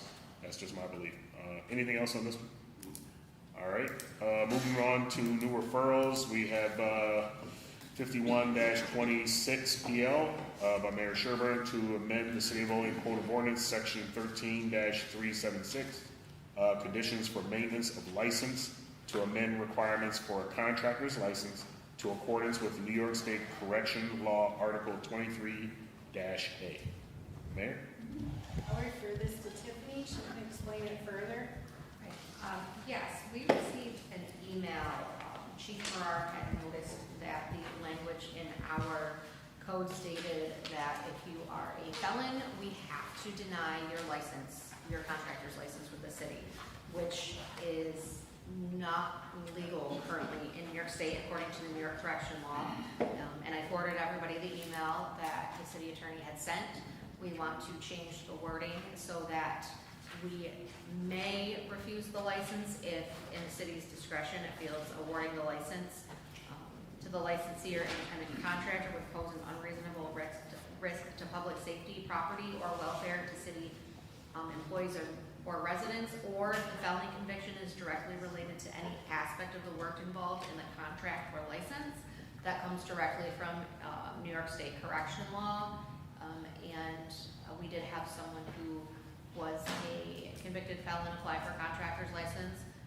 It was a very, very, very old felony. As you know, a lot of things stay on your record forever, no matter how much you try to improve and change. And so this brought this to our attention, and we want to move forward and make sure that people can become contractors in the city, regardless. Obviously, if someone was a contractor somewhere else and is a convicted felon for stealing anything and everything from the people he was working for, then we're gonna think twice about it, but. All right, call. Yeah, this is very important, and I'm glad to see the city found that this is, because actually, this is a standard across all industry, and it's a discriminatory practice to do otherwise. So I'm glad that Chief Marauder found it and that we're making a correction. However, noting though that if somebody had been doing, fraudulently doing business and taking advantage of homeowners, that would fall within the category. So people are thinking like, right, but people change, and that's what we believe, and this rectifies the wrong.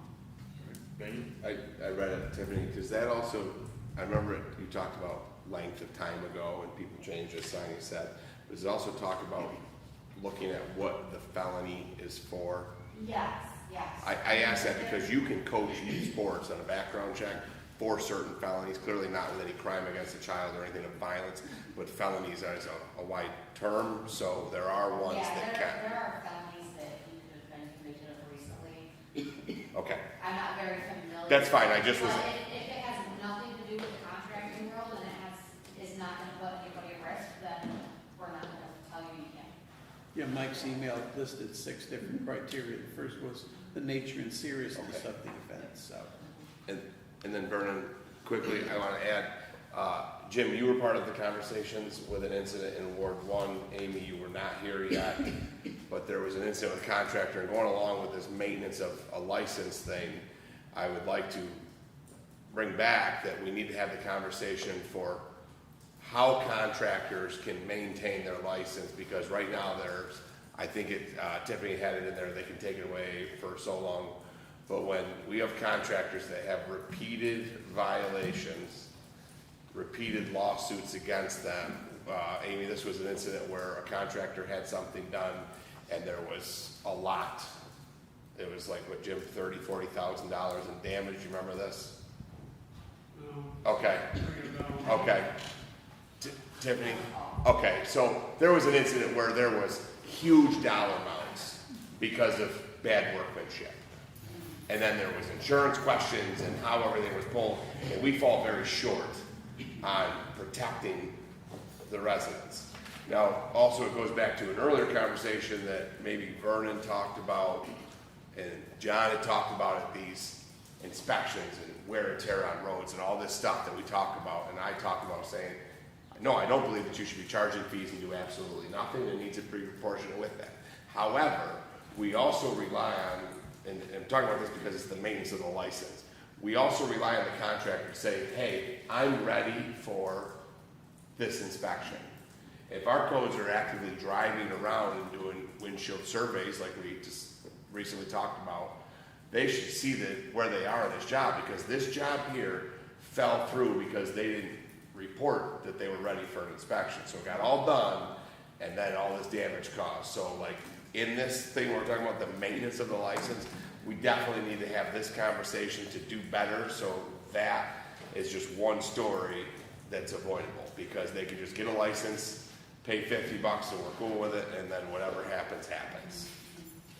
So Amy, can we please somehow bring that back up? I know that things were talked about, like so many, they talk about sunlighting, Tiffany was the word we used in that meeting if you were there. So many code violations of a certain level, once they can fall off, but if you accrue points on a driver's license, you accrue so many, you can get that suspended. And also listing the city as additional insured, so that way when the contractor goes out and cancels their insurance, you're actually notified. When you're a certificate holder, you're not notified. Okay. So Vernon, sorry to digress there, No, but you're like, good. it has to do with that maintenance and kind of that PL that we talked about where it's narrow scope. Like, if we're gonna rework this one, maybe we can add some of that in there to do it. Get the whole thing done in one shot here. Yep. Right now, it only includes felonies and misdemeanor failures, so offenses like a code violation wouldn't appear under either of those. So technically, we don't need to get sponsors for this because the council is essentially asking for more work to be done on this. Right. Can I say though, this is a little bit separate because we are out of compliance. Yeah, Vernon, I'm good with So taking this forward. I would say Okay. we need to move this forward. I'm sorry. And then go back and then make a Yeah. work session to do. I'm sorry, yes, because I don't care how you want to do this, if you want to put this back on here, you can go on city ops because it's a separate topic, I don't care. I'm just saying that this conversation was had months and months ago. Jim, if you weren't involved in it, I'm sorry, I can't remember who was in the room. I know, Tim, who was in the room? I was aware of the situation. Okay. I was not, Bridget was, Oh, Bridget, okay, I don't remember who it was, it was with the former administration, but this was months ago, and we were gonna do something, and this has been an ongoing thing, so put this back on the radar so that we can handle this, but Vernon, please, go ahead. We can do it now. We can just have it where we put it back on for city ops. Okay. And then we'll go ahead and do this one and move this one forward. So, Jim, and we can throw that in city ops, Timmy, he's bogged down, we're going to summer, it can be a while, Jim, but Yeah. we need to work on with Eric for ways to ensure the maintenance of that based on shoddy workmanship, lawsuits, code violations, things like that. we can point systems framework. We can set up, a meeting. that sounds good. The mayor, That's- and then with code enforcement to make a plan to move forward with that, to present you some legislation.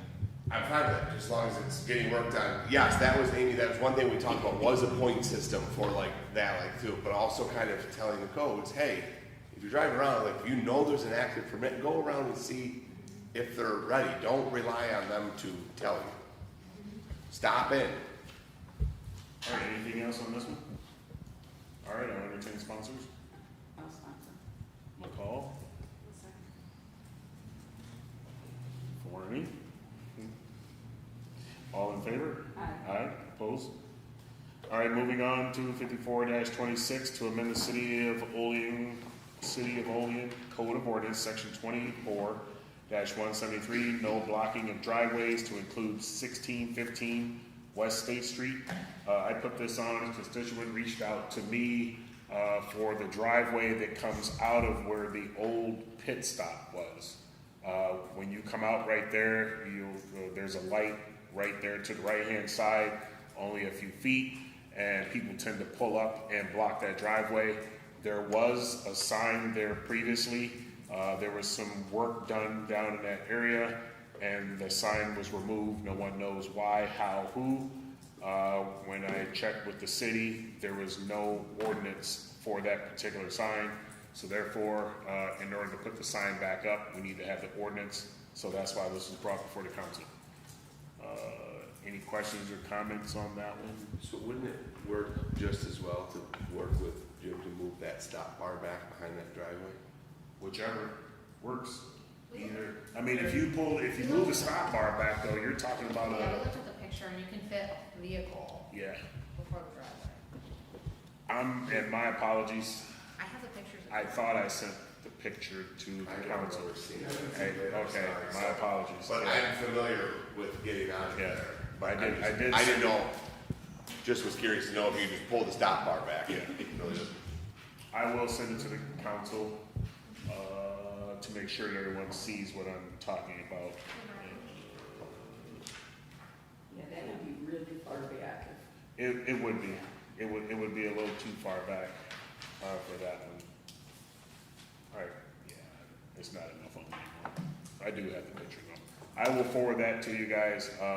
This is, something the constituent was looking for. It's not a rush. They're just looking for it to get done, because they are working on that building and they do have, things going on there. So if you look on Google, the sign is there. Oh, there you have it. So I was gonna say, with that being said, if the sign was already there, if it's in the sign book, it's just a matter of a work order to go replace the sign. It has to be an ordinance. That answers that question. Yeah. That's why I said if it was already in the sign book, it would just need a work Yeah, order. yeah. That was why I asked that question. So that's why I got a hold of her right afterwards, and she said, nope, it's not in there, and that's why the PL came Okay. about, so. Anything else? All right, so I guess I'll sponsor this. Second. Second by Binion, all in favor? Aye. Opposed? All right, moving on to PL 55-26 to amend the City of O ordinance, section 24-134 to prohibit parking on both sides of Forest Hills Ave for a distance of 150 feet, ignore what your paper says, from its intersection with Grandview Avenue. And this will be Binion. So, David, it's being amended to be 150 instead of 200. Vernon, do I have to do we have to do anything? Do I have to do anything to make that? Do I have to make that motion to change that? Do we have to She's saying make a yes. motion to change it just So- for discussion? I mean, if you're Vernon, gonna we'll be just- on board after this. Vernon will just do it. So I'll make a motion to change that to I'll say second. 150 feet. All in favor? Alright, All right, opposed? okay, so Forest Hills Avenue is a paper street off Grandview, which is directly below another paper street called Grandview Terrace, but it's the first left. And if you ever drove there, you wouldn't even know it's there, but, because it looks like a driveway. So there's an issue with residents on both sides of the driveway. Both have driveway cuts off said street, and then there is blocking of access going on. The current resident at, I can't remember the number, but it's the upper side of that paper street, did not concrete the driveway. It was already like that, somebody else did. But it is in fact a paper street. I'm not saying they don't, said they're not aware of it, but they were aware of it because an addition was put on the home. They had to go in front of the zoning board of appeals to get a variance to be within so many feet of a right of way because that's technically a frontage. It was because there was a right of way, paper street.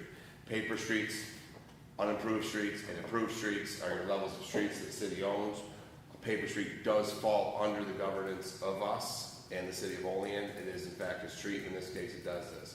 I feel that for the sake of de-escalating the situation, the best way to go about it is to say no parking within that first 150 feet. Jim spoke with me before, and then what this would allow him to do, or us to do, is in the future, on that paper street portion, they can apply for permits for improved parking beyond that 150 mark, which is fine with me because it is actually past both entrances. So he went up and measured, so it's gonna be beyond the current curb cuts. And then the rest just goes up into the woods, and if you wanna know where it comes out on the Forest Hills development. When you go up Genesee Road, it comes out, there's like 2 paper streets in them woods there. So it's simple, that's really all this is. It's to solve an issue. And then also the city spoke with him. One of the things too is they said they've been snow blowing it. The city, I think it's the sewer crew, does dead end streets, and they would just go in and open it up because there are actual legal driveway accesses there. And other permitting issues that either resident would have, they can widen by our current permit process to widen their own driveways to accommodate their own personal parking issues. This just solves the street issue. Oh, and then also this is because with this, then it becomes enforceable. There has been some issues where police had contacted me, but it's not enforceable because there's no restrictions. So this allows it to be enforceable too. It's a simple thing. Any questions or comments on this one? You find it? No, I'm looking at my home. He's preoccupied. I would talk to Jay already about this. All right, if there's nothing else, entertain sponsors? Sponsor. I'll second. All right, Binion and Anastasia, all in favor? Aye. Aye, opposed? All right, all 3 of these should move on to the regular meeting after they've been posted for the recommended time. So moving on to no parking change for East Pine Street. Ms. Anastasia. Yeah, I brought this one up. This is on the corner of East Pine and Walnut Street. A couple residents have asked me to see if I could get this sign pushed back a little further. because when there's a car parked there close to the corner, and they're trying to make a left-hand turn onto 9th Street, they can't see, actually Walnut Street. So when I went down there and evaluated it, I went from where a potential sidewalk would be, not the corner, and I measured back, how far that sign currently is in its location, and it was 5 feet from what a potential sidewalk would be. I went directly across the street, which I sent pictures to everybody of, and the same situation, the same exact type sign on that other side of the street, and it was exactly 15 feet from where the sidewalk is, not from the intersection. So what I was asking is, to be fair, to move the sign back 10 feet, and then I sent an email to Jim and to the chief of police to see if they had any problems with it. Chief responded he didn't have any issues with moving the sign, and Director Sprague said that there's a driveway there, and instead of putting up another hole in the blacktop pavement, it probably be better to move the sign 50 feet back. And talking with JR, he comes to the same conclusion, because there is a rental property just neighboring there, and there is a driveway that's hardly ever used because nobody's there. But just to be courteous for that other property owner to move the sign back, potentially Jim's recommendation 50 feet to where that driveway egress is. So that's all I'm asking for, and this would have to, according to Tiffany, this would have to be published because we're moving the sign, so that's why I asked Vernon if he would put it on for tonight's agenda so it can get published. Yep. Opinion? So yeah, so it was, when David asked about looking at it, I went down and I glanced at it, and the code is what, 20 feet, Jim? Is it 20 feet from the curb? I think it's actually 30 feet from the facing curb on the intersection street. Okay, I couldn't remember the number, it was 20, 30, but that one does not adhere to the policy anyways, no matter how you measure it, correct? Okay, and if it goes back to where it would, it actually would leave about 6 feet from this driveway entrance. And why I had suggested that was because somebody's ultimately going to park to the curb and block. If you look, and Dave had noticed it, but there is actually a curb cut there. There's a swale in the curb. And that's why I did say, just go back to the back side of that driveway. Because ultimately somebody's going to try to squeeze a car in there, then you're going to have an issue with them blocking the driveway. So rather than have a future issue, just slide it back to the back side of the driveway.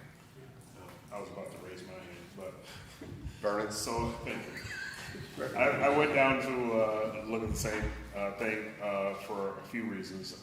One, what I did notice is on the opposite side of the street, so that would be the eastern side of the street, there's actually a no parking here to corner or whatever that sign is, but it makes no sense because there's a fire hydrant there, so you can't park there anyway. Then back to the side it was in question, I can get on board with moving that sign back. The only question I have though is because we want to make sure we do our due diligence because of the emails we're receiving from your other constituents. That's a whole other conversation. We want to make sure that we're not taking someone's parking spots. All of these houses were built with one car in mind, but yet we have 3, 4, 5 cars per house.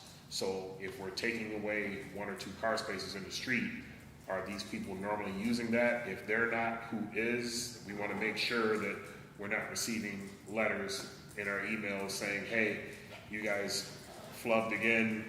We need to make, where am I supposed to park now, blah, blah, blah, especially with street cleaning and stuff like that. So, but again, like I said, if that's all taken care of, then I'm on board. I don't have a problem with that. Yeah, which, I was just gonna say, which is also the only reason that was asked to move back, but you're right on the due diligence, but it doesn't adhere to the current code. And Right. if it did, it would leave such a small margin that if somebody did, it would go to a further issue. Yes. That was why. Yep. So anything else you got, or? No, that's it. I just would like to, I don't know, do we need a motion and a second? All right, no, because we don't have a PL, so we just need to bring the PL forward, and then it gets read off, and then we'll get sponsors and. Yep, we'll get published. Got But it. Vernon, we probably do need to figure out which one to do that other issue about putting it on an agenda. We had to put that on the agenda, yeah, that's why I wrote back, and so just to be transparent. One of the PLs that we passed, we have a constituent that is emailing and they're posing a complaint. I did drive down there to look at that one, and first, the parking lot, it seems belongs to a different entity, belongs to a church. It does not belong to that school. That's, I don't know, that's your ward, so you can look into that and we can bring that back and have that as a I discussion. should just ask for it to go on the agenda Yeah. at some point here. So, I mean, we can just put that on for public safety because it is a parking thing. It's gonna be the, what street is that? Elm Street. 26 is the PO. And then we can discuss again. And it was a PL that was just recently passed Or we on took the, out the no parking sign? yes. Yeah. And that way we can look into that and then make a decision as a council on what we believe. And then you could probably find out who owns that parking lot, because that constituent is saying that that parking lot belongs to that school, and I believe that parking lot belongs to the church. So, Well, I believe the church owns the school also, they're renting that. They lease, yeah, they Yeah, lease. they lease it from the church, so the church, the parking lot belongs to the church. yeah. Yeah. All right, Sure, so sure. that conversation can happen then. So any other questions or comments? None. Committee reports, we have none, so I'll make a motion to adjourn. Can I get a second? Second by Anastasia. All in favor? Aye. Opposed? We're adjourned.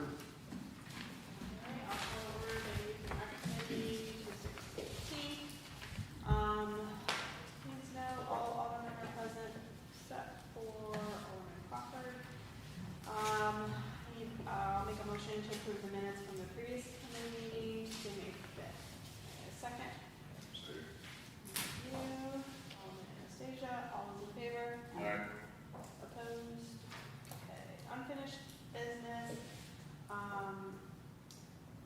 We had on the agenda the war vets pool. I know update, there was some email communication from Carson Patterson. I just wanna update, right, is that what update? Yeah.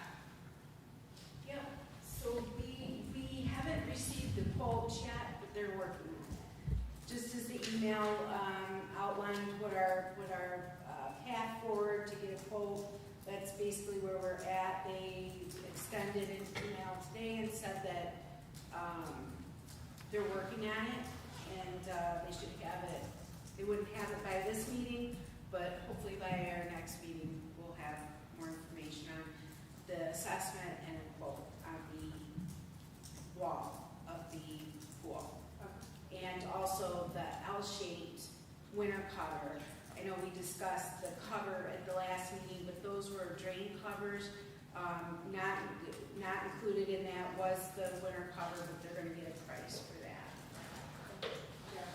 I was just gonna ask, I know Vern and I talked, Vern and I, sorry if it wasn't, but we talked about, with that plan, talking to them, were you also talking about reducing the footprint and going to a zero entry point? Yeah, so We did raise that question with them. Their initial reaction was that that would be at least as much money, if not more, that you would effectively be removing the existing pool and starting over. But they were going to gather information from their fellow professionals who are better versed in that and give us as much guidance as they can. It was only because I know, so I'm glad that that's being communicated, because I know Vern and I talking about the lifeguarding situation is based upon the square footage of the water area, and by reducing it, you also could then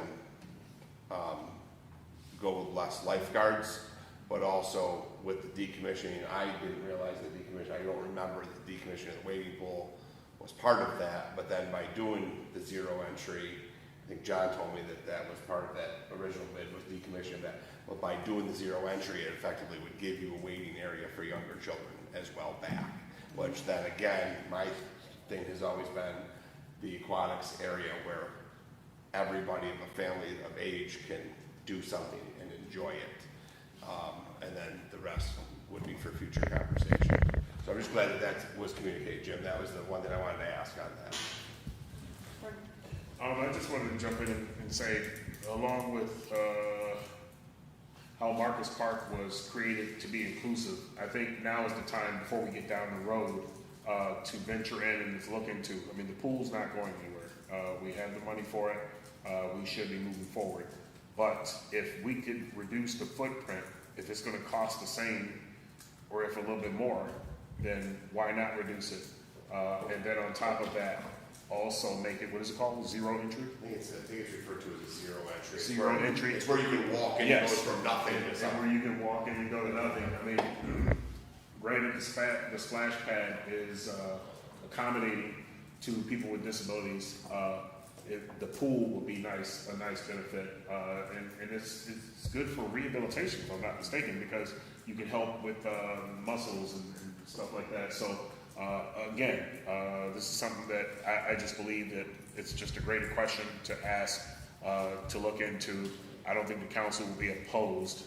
I know money is always a factor, but this is money well spent, I believe. And again, I was in favor of getting rid of the pool, but since the city of Olean has said we want the pool, now I'm saying, okay, we want the pool, now we need to do the best we can with it while we have it, and to intertwine the pool with the splash pad to make that great for the entire community. That's it. And there might actually be grant money available to make it a zero entry, to make it more accessible, so that Excellent would point. help us. Excellent point. So when we talked about that, the further discussion was if we were to change the whole plan, it would have to go back out to bid. We would be paying again the firm for all of that. The cost so far, we'd have to do that all over again if we were to do that, because the scope essentially changes the work, right? Yeah. Correct? I mean, That's just. it would not be 100% redesign, but it would be a substantial portion redesign, so. You'd be paying for the redesign and the change order. Just for clarification, not out to bid, but just the engineering. Just the engineering. Okay, because they never, I was saying, they never technically went to bid, correct? So you're just talking about like when the engineer gave their, Okay. the engineer gave their estimate and their design idea, correct? That's, okay. Yes, the scope of that project is. I mean, we did go out to bid. Yeah, no, So yeah. to change the scope, you'd have to go out to bid again after Okay. the design. Yeah. Okay. And I'll just, before I forget, we'll want to make sure that we double check with the grant agency, because some grants, they're written for a specific project. I mean, any kind of redesign can threaten the grant, so we just want to Right. make sure that that's, looked at. That's a good note too. Yeah, so that and the viability of redesigning with the SWIMS grant, but also if there's other Yeah. grants accessible or available for the accessibility. And I don't know compliance requirements, with New York State for like ADA, things like that, that we're not meeting or we meet or would have to be. I believe this project has a lift included for the ADA compliance, but obviously a zero entry area would be much more accommodating. So we'll just continue to have this on as unfinished business as you get more information as we move forward. The next item was the portable toilets and the opening of the bathrooms in the park. So with the portable toilets, we need to confirm how many toilets we need. That's A. And the second part of that, the opening bathrooms of the park, I know this kind of came up just in conversation at one of our other meetings. On June 11th last year, 2024, the council there was a PL passed that our parks bathrooms would be open from May to October, 8 a.m. to 8 p.m. So that is a local law that was put into effect last year on June 11th. So I just wanted to put that out there, because I know there was discussion specifically in Lincoln Park of keeping those locked unless there was an event, and that is not the law that we passed. That's in the middle of our city, and those bathrooms should be accessible during the day. These people come into the park and go to the park, pass through the park, and so forth. And as far as the portable toilets, we have them in Crenshaw, Fornes, and so how many are needed, when we need to have those up and going, especially as we're coming into summer season and the park's being utilized on a regular basis. And those are for parks that don't have restrooms. I don't know the exact number, but I was just hoping that we could get this going and then go by the numbers that we had the previous year, go by the scope that we had when we went out for bid from the previous year. And that way we can get that going, get back, we can approve it, and then have those in. I mean, we're already almost to June now because of this wait that we did. So I'd just like to get moving on that is all. JR? So I had to wait for Jen to call me, not you, Vernon. You don't run every meeting. On every committee. So, when that was done, you talked about Fornes. Softball has historically, we've talked about this a little bit through county.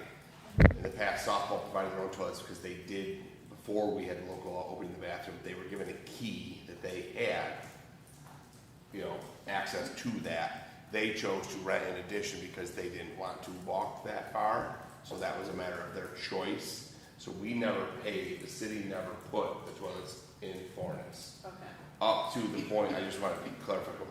sorry. The Franchot Park one was another one that we had conversation during the making of that local law, where Sonia and yourself wanted to see a little bit of work done because the entrance point to that goes to a common area that we use as storage, is why we were told we could not open Franchots to the public. Prior to that, a soccer league provided a toilet for their soccer kids to go. So that was also not one paid by the city. So to get to an RFP, you actually do need to know how many toilets, at which parks, and for how long. That's estimated. Some might say knowledge, but so you need that. Now what I did in the past, this is a better record then, is I provided one for King Street Park, Boardman Park. Polo Park was also, because it was over in the corner, so they provided one for soccer. That was done by soccer. It was King Street, Boardman. I can't remember, there was another park. But we never put one in Gargoyle either because there actually are technically bathrooms there.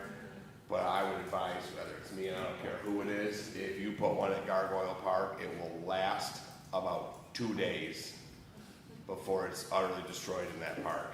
We don't even leave them overnight there anymore. So, kind of got to know how many to what parks, if it was the parks before. Yep. Okay, so we had extensive discussions about the parks, the bathrooms, the opening, the Porta Johns, all of that. So the reason why Lincoln Park bathroom during the week is not being open is because it's being used. And I don't mean just a little, I mean a lot. And the fact is when they go in and use it, or they lock themselves in, people will lock themselves in there. It is not going to be used for the purpose for which we had it. It's a nice bathroom that each year we leave open all day long for people to use and abuse. Really abuse it during the week. It is not in good shape for when we do need it, when the farmers market wants to use it for their event every Saturday, other people that want to use the pavilion. It's not in good shape. I had a meeting with the farmers market. They were unhappy with the way the bathrooms were, and it really is due to the fact that, we cannot clean it every hour. We are only able to clean it, when their routine allows for it, which I don't know if it's a daily thing during the summer, but it is impossible to watch it. At this point, we do not have the ability to watch it. We will be able to watch to see who's in the park, but Lincoln Park doesn't have a playground. And if someone really needs to use a bathroom, they can come into the city building and use our bathroom, but we can't monitor it. And I talked to the chief about it extensively before we came up with I came up with the decision that during the week, really how much emergency use is happening in that park without a playground. The fact that criminal behavior is happening, the fact that they have ruined our locks, and we're going to, have to monitor what's happening even with our locks. That was the decision behind Lincoln Park. That pavilion with its bathroom, I think the intended purpose was for the use of the pavilion along the bathroom. The Oak Hill and Marcus Park would be open from 8 to 8. We'll continue that. I will let you know that Monday morning, Oak Hill Park's bathroom had graffiti inside of it, and it took 2 employees 2 hours to clean it. So, I mean, we want to keep these open, but when we keep seeing continued abuse, at that point, we have to make the park more secure so that we know who's using the bathrooms if this is going to continue. And we have a plan in place for that. We're not there yet, but I think I am hoping that by midsummer we're going to have things in place so we can monitor these bathrooms better. Because I don't think taxpayers want these to be abused, and that's what's happening. And so as far as the portable potties, we have it as, again, this was a lot of discussion on where they should go. War Vets Park, one, and the reason being is if we rent the pavilion, we have to send a person down to the rec center and open up the rec center just for bathroom use. So that's on a day in which we're not open. The rec center's not open. So that if someone's renting it, they'll still be able to use a bathroom. One at Forness, because I had a discussion with them, and it was more about obviously they get used if this porta john will get used if it's on the opposite side of the park by the softball players, but in fact, people do go down there to fish and probably need to use a bathroom as well at the pond or at a picnic or generally be there because of the playground. And then we did have one for Gargoyle Park because of the Frisbee golf. Beyond that, I guess it's up for discussion. I mean, obviously with our limited budget, I wasn't sure if we would extend it. I know there's been problems with the porta john being at Gordon Park in the past, but again, if the budget allows for more porta potties, I guess it can be discussed, but I'm being conservative, but also trying to fill a need of the parks that need a bathroom. What was that list of parks in War Vets? War Vets, Forness, and Gargoyle. So, man. So, I'll wait. And also, just let's keep in mind, as far as park use goes, we have beautiful Marcus Park with picnic tables, pavilions, and if people really need the ability to use a bathroom, that bathroom will be open. This particular bathroom seems to be a hub for criminal activity. I hope that that doesn't happen anywhere else, but I guess a good way to put it would be even on our website, list of parks, what parks will have a bathroom and which ones would have access to a bathroom. And again, if it's during the week and if someone needed to use the bathroom here, they could certainly come into the city building and use our bathroom. So someone would have to walk from the middle of town to Marcus use bathroom, that's what you're saying? No, I mean, So essentially it would be, If there's you- an argument for every bathroom can happen, and it is, I feel like it's the city's job to manage it, enforce it, and take care of it. Our taxpayers also don't want locked bathrooms. I mean, that's just it. Go ahead. So I was going to say, I heard you say that Fran shot that the soccer field had, but the year you and I went down there, the city had placed it, because they placed it couldn't find it, right? So I don't know if that's what they plan to do, but we had, 2 years ago, we had put it down there, I believe. That's when we met with Yeah. Olean. But And those I know, bathrooms can be open. yes, Well, well, and someplace else to that's store what we stuff. were advocating for, that they be open. Quick interjection on Fran Shot. Soccer had it, and then I donated it for the rest of the year. I remember you did. So I'm just saying, it's not the You city, did at the end. the city did not put one there. Okay. And then, I mean, King Street, there's lots of softball or kids' baseball games and stuff there. There's a park there, and I didn't hear you mention King Street. So I think that one, that's a park that's well used. So as we look at it, you know, I do And you think, can essentially have them in every park, but there's cost associated with it. So whatever you feel the budget can afford. I mean, obviously, I was trying to be conservative based on the budget.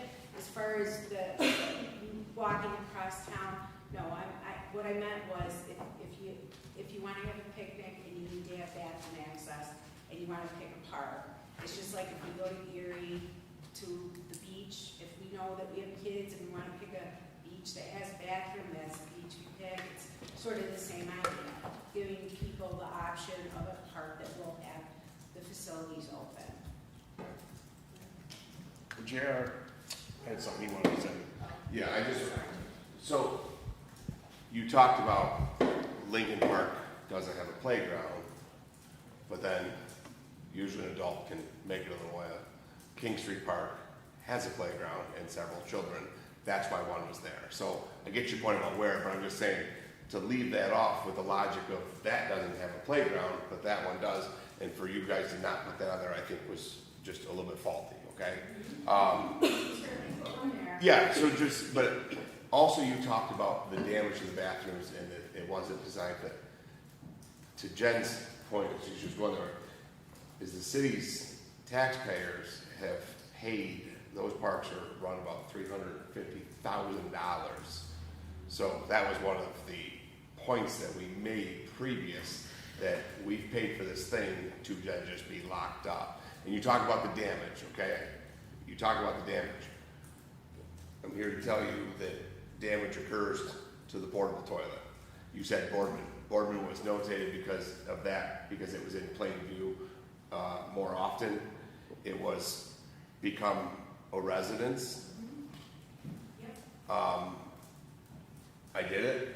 I fished blankets and clothing, food containers. So it's not exclusive to just your solid fixed bathroom. That same damage goes there. And then the city also likes to have in their purchase agreements that hold harmless, where the city can't be charged for damages. And every time they rip a hand sanitizer off the wall, it's about $40. And then, but I'm just saying, but then the city has this whole harmless, so the operators are stuck footing that bill. And those are cleaned once a week. So the same problem is going to exist with drug paraphernalia in them, in these parks. So what I'm saying is which you're using as a rationale, to close the solid bathrooms. It's happening in those as well. And you had talked about where the placement was at Franchon, because I think you called me and I said, it's behind the first place dugout. It was placed there, so it didn't end up on its door and log rolled to the other side of the park. That happened. It was put up against that and then stakes driven, so it couldn't happen. Fireworks have also been exploded inside of them to blow them apart. There's more, probably if you added up the damage, it's a couple $1,000 annually just in damage and additional cleanings that have all been free. I mean, personally, I feel like it's always going to be a problem. It's how much do you want to expose us to it? You know, until we get security, the security of the parks are better, I think we're just going to continuously have this happen. We offer it, it gets views. We offer it again, it gets views. So the bottom line is between your loss as a business and our loss of employees. We do not have a lot of people in the parks. Again, 2 hours spent just cleaning graffiti off. I get it. It's a park with a playground. we're gonna have to manage that, but do we open ourselves up for every single bathroom to have this problem? That's basically where we're at. I think that, is it an attractive nuisance, or is it something that's vital to our parks? I think playgrounds, yes. I think that was mentioned before, but, you know, if we can afford to have a playground with a bathroom porta john in each one, great, but financially, I don't know if we, But then we're not walkable, Olean. So what I I want, mean, that's just, I think that was also the point, right? Like, we're trying to create this welcome environment. And this PL was passed because of our residents in our community. Why do you have all these beautiful parks and you don't have the bathrooms, right? So this, I mean, and we worked really hard to pass that to be accommodating to our community. And, you know, when we talk about the bathrooms at Franshot, that has a bathroom, two facilities there, and I think instead we're using it for a storage place, and so that's the rationale why we can't open the bathroom, which makes no sense to me. We have space all over the city, and then that is an attractive nuisance right there. And so that should be stored elsewhere so the bathroom can be utilized as is, and then we don't need to use the money for the porta potty because we're using the solid structures that are already there. I mean, that, If I may, I just want to clarify, and I can send you minutes for this. The franchise, the issue wasn't because of the storage, it was a security concern. I had actually brought it up, I won't send my kid in there, because you go into an open room, and then there's the men's bathroom and the women's bathroom, so there's a security concern. If you go in, and there's someone waiting in there, it's just not secure for kids, and so that's where that came from. so we can use that argument for Forness, you go underneath the pavilion, you go in the men's you pavilion. go You know what I pop, mean? It's you still go kind pop of a porta potty door open, you're gonna find somebody in there. Yeah. And I'll say that only came up after he talked about the storage area and that it was being used for storage. Then it came up as a security. I mean, I have to say, my kids went in there all the time. You know, when when they went down there. And it is up to parents to manage their children and to ensure the safety of their children. So I don't think that we allow that to not be a reason to open that up. I think that it was open for years during different things and Yep, sorry. We've been on this conversation entirely too long. Sorry. First thing first, there is a PL. PL says Code of Ordinance. Therefore, it is a law, or whatever you want to call it. We should be following it. We can't pick and choose which ones we're going to do. If that's the case, we as a council don't need to be here, because that's what we do. We create, rewrite, amend policies, laws, etc. So with that was passed last year. The reason why it was passed, the original reason, was because constituents had an event that happened at one of the parks, and we had a constituent that was wheelchair bound that went from point A to point B to point B trying to utilize the bathroom, and here we had the bathrooms locked. We decided as a council, listening to our constituents, that for the amount of money that we pay, $250,000 to $400,000 for these bathrooms, they should be open. We know that there's problems with people going in there doing the wrong thing, beat their ass. To me, it's crazy that we don't look to another city, see what they're doing to fix the problem, and then move on. We can't let one or two, or how many ever there are, regulate what we do and what we provide for our taxpayers, for our citizens. If I'm driving down the road and I have to use the bathroom, I would hope that I could go to one of the parks or come to the city building or something to use the bathroom. I mean, it's human nature. If I drop my pants in the street, I'm going to get a ticket just as quick. Why can't they get a ticket for doing what they're doing wrong in the bathroom? I don't get it. I don't understand. But sometimes laws are just weird to me. But we need to find a better way to attack that situation other than inconveniencing those that actually want to use the bathroom for the correct reasons. I do understand that there has been issues in the past. They've always been there. Again, we're not the first city. We're not reinventing the wheel. very simple solution, find out what they're doing in other municipalities and try to implement those things here. The police patrol constantly, they could drive by, just a visual. We always hear that they're trained professionals. If I'm driving down the road, if I can pick up on a little sticker on the corner of a car, I should be able to see a human body hovering around a bathroom. I know the door may be locked or whatever, but again, find other methods, find other means. We have the ability. But again, there is a PL on it. The bathroom cannot be closed. It has to be open from 8 to 8. I don't recall the PL saying excluding whatever part. So unless the mayor is asking for us to amend that PL to make it right, then I think we should just follow the PL and go from there. I just you talk about War Vets Park. I believe on the War Vets Park pavilion rental form, it also says if the bathrooms are not open outside business hours, that there's a fee that can be opened. At least that's how that always used to be. I want to say it was like $50 or something to. There. I wouldn't know, that's how you, that's. I'm just saying, I don't remember the number. It doesn't matter. I'm saying that there was a fee that they could pay to pay a person to go down there and open it with the rationale that it wasn't open. I just was clarifying that, okay? Again, you know, with unlimited staff during the summer, all things are possible. I'm just saying, But I just was saying there's that it was said definitely that. some constraints this year for the parks. We're trying to work through that. We're trying to also make it known that if people are going to be using our bathrooms, that there's going to be consequences for it, which means you don't just keep opening the door for all of these issues. If there's a rash of issues, the best thing to do would be to divert it because they're not as accessible.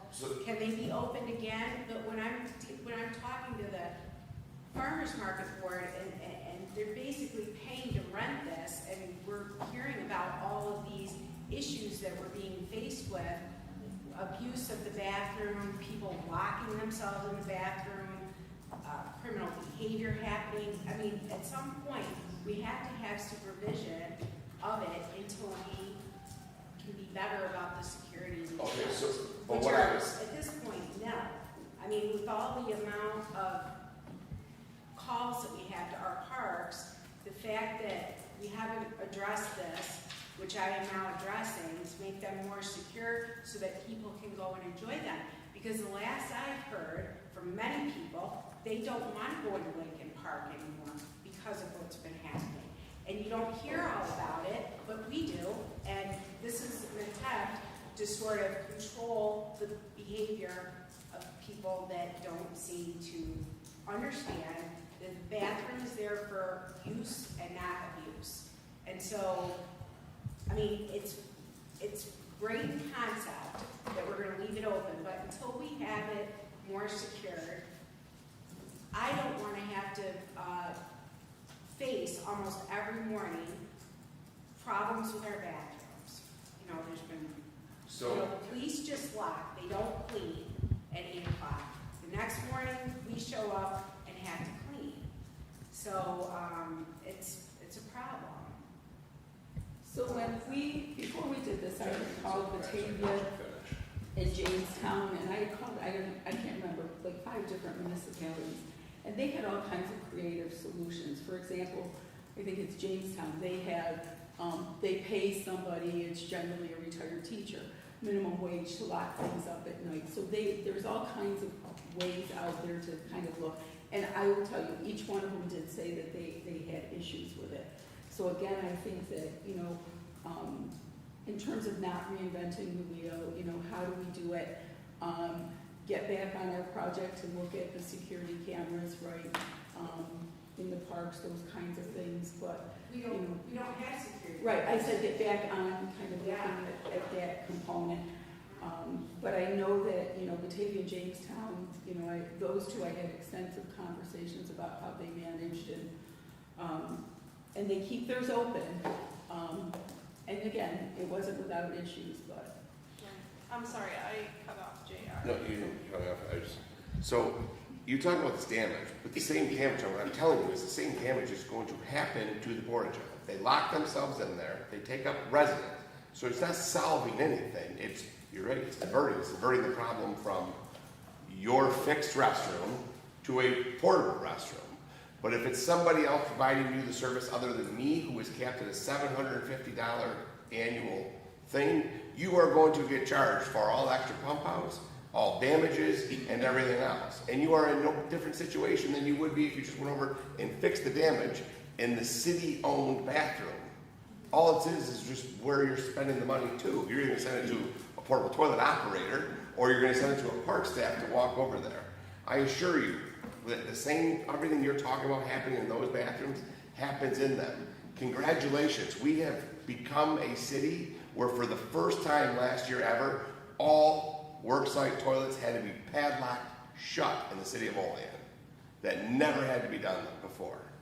All job sites now have to be locked, and we have to go get them because of the damage and because of the residents and everything else that you're talking about. It's gonna happen regardless whether or not you have a fixed bathroom that we spent money on, or you're gonna spend money to put a portable toilet there. It's gonna be the same cost. Okay, the porta potties for the damage control, porta potties to supply a facility for people that would not normally be able to have that. Fornes Park, this is the area in which there is not a bathroom, it's the other side of the park. And Gargoyle Park, we're not opening that bathroom for the frisbee golf, correct? That's never been open, free reign from 8 to 8, has it? There's outside access to them. I don't know what the situation is There's on outside that. access. I don't think that was ever, What's that? I'm pretty sure the league has keys. And that, Yes. The lead, and that is also true because that's what was So stated.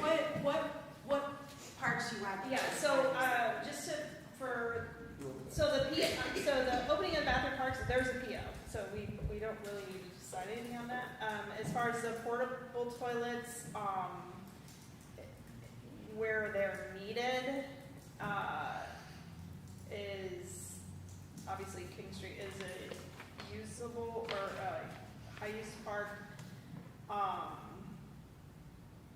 Like, I don't know about Warbett's. I mean, if we want to be, if we don't want to open up the whole facility, then War Vets makes sense to place one in there because it is well used.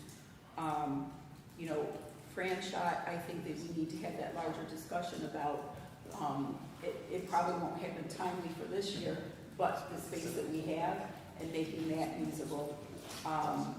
As for Fornes, where you're talking about those kids that are on the other side of the field walk much further than they do if they're down by the pond, quite honestly, because those fields down there are much further. So, I mean, if I'm gonna sacrifice one, I mean, So players can Warbett's walk. with the pool or splash pad, that facility's open, right? There's people there all Yeah, day. but you're not going to use the bathroom unless you're paying to go and use the splash pad. right. So you have to pay to walk in those doors of the rec center? I can't go in the front door of the rec center and use the No, we're bathroom? talking about weekend, but if you don't want one in there, that's fine. Just give Yeah, me the list of where you want these. Right. I think And it's honestly, I've talked about this endlessly with everyone who works in the department to try to come up with a solution along with the cost factor. So you tell me what parts you want in, and we'll roll with it. Sounds great. So you're saying Kings Street Park, you want one in King Street Park? we don't have the previous information on these. Yes, The city don't have, I mean, this has been on for a while and we postponed it. Yeah, we So- did, and we discussed it at length. We did know what ones that they've been in the past, where there's They been know. problems with them in the past, where they're needed. We've gone over this and over this. So if you want to give me the list of what parks you would like porta potties in, we'll go with your suggestion. So it's like starting from The scratch. city provided toilets, portable toilets, only at parks where there was no permanent restroom. Give me the list. And that, I'm just answering the questions, I So get that you're would be getting like upset. King Street, Polo Park. That was King Street, Boardman, and Polo Park. That is it. Because you guys keep saying that Forest is such a long, no, it's not. Because those fields way at the end are not city fields. Well, Those- they had issues with this court, if we're gonna continue this conversation, I'll fill you in.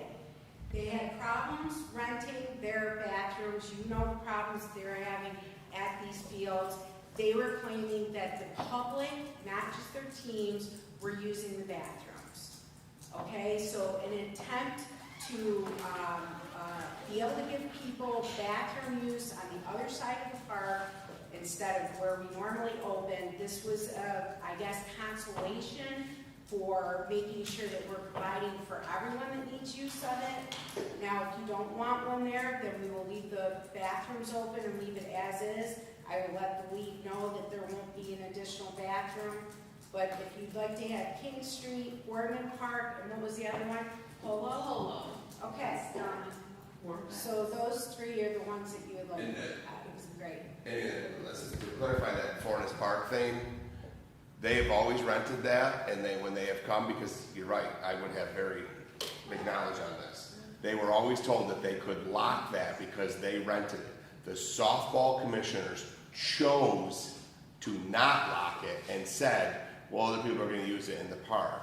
The damage to the toilet was in fact done by the softball league when one of their players ripped the lock off the door because the commissioners didn't go down there with the key when they finally started locking it. So they caused the damage at that point in time. But yes, I'm just telling you that they were always told they could lock them, and they chose not to. Okay, so, Boardman, Polo, King, and then, because I guess the main building in Warvets isn't open now because the splash pad's not open yet, right? I'm assuming. On weekends and stuff. What's that again? The Warvets isn't open, the main facility's not open only because we don't have any pool or splash pads running yet. Well, they don't open it on Sunday, correct? But we rent the pavilion on Sunday. Is that correct? They can pay a fee. I mean, Yeah, they're paying so- a fee, they're paying somebody there. I'm just saying, if someone's playing in that park, can they go into the building on a Monday or Tuesday or Wednesday? Yeah, as Okay. long as the building is open for other use, it'll be Okay, open, the then facility. Then that's- But there was an issue with, what day is it that we have to, is it Saturday and Sunday? That you have to call someone in to sit at the rec center for the bathroom? Jim? I think it is both days on the weekend. Okay, so if they run it for 5 hours, that's basically, we send someone down to open it for the bathroom. So, to make this 20-minute conversation, 30-minute conversation, it's over with now. What Vernon said, good point. There's a PL that says the bathrooms are gonna be open. Now, starting tomorrow, are all the bathrooms gonna be open? They should be. Bottom line, They should be. okay. All of them are open with the exception of Lincoln Park. Lincoln Park is not excluded. It's part of the PL. It has to be open. Can we just start with the Boardman, Polo, and King, and then for the porta potties, and then, I thought we already decided that one. yeah. All right, Boardman, King, and Polo. Because franchise should have soccer putting one down there, is what you said. Right? Okay. In the past, they've put one down there. I'm not saying they have to, I'm just telling you what's been done in the past. Forest was done by softball, Boardman was done, and polo actually, because they put one way across on the backside of the field, closer to the soccer field.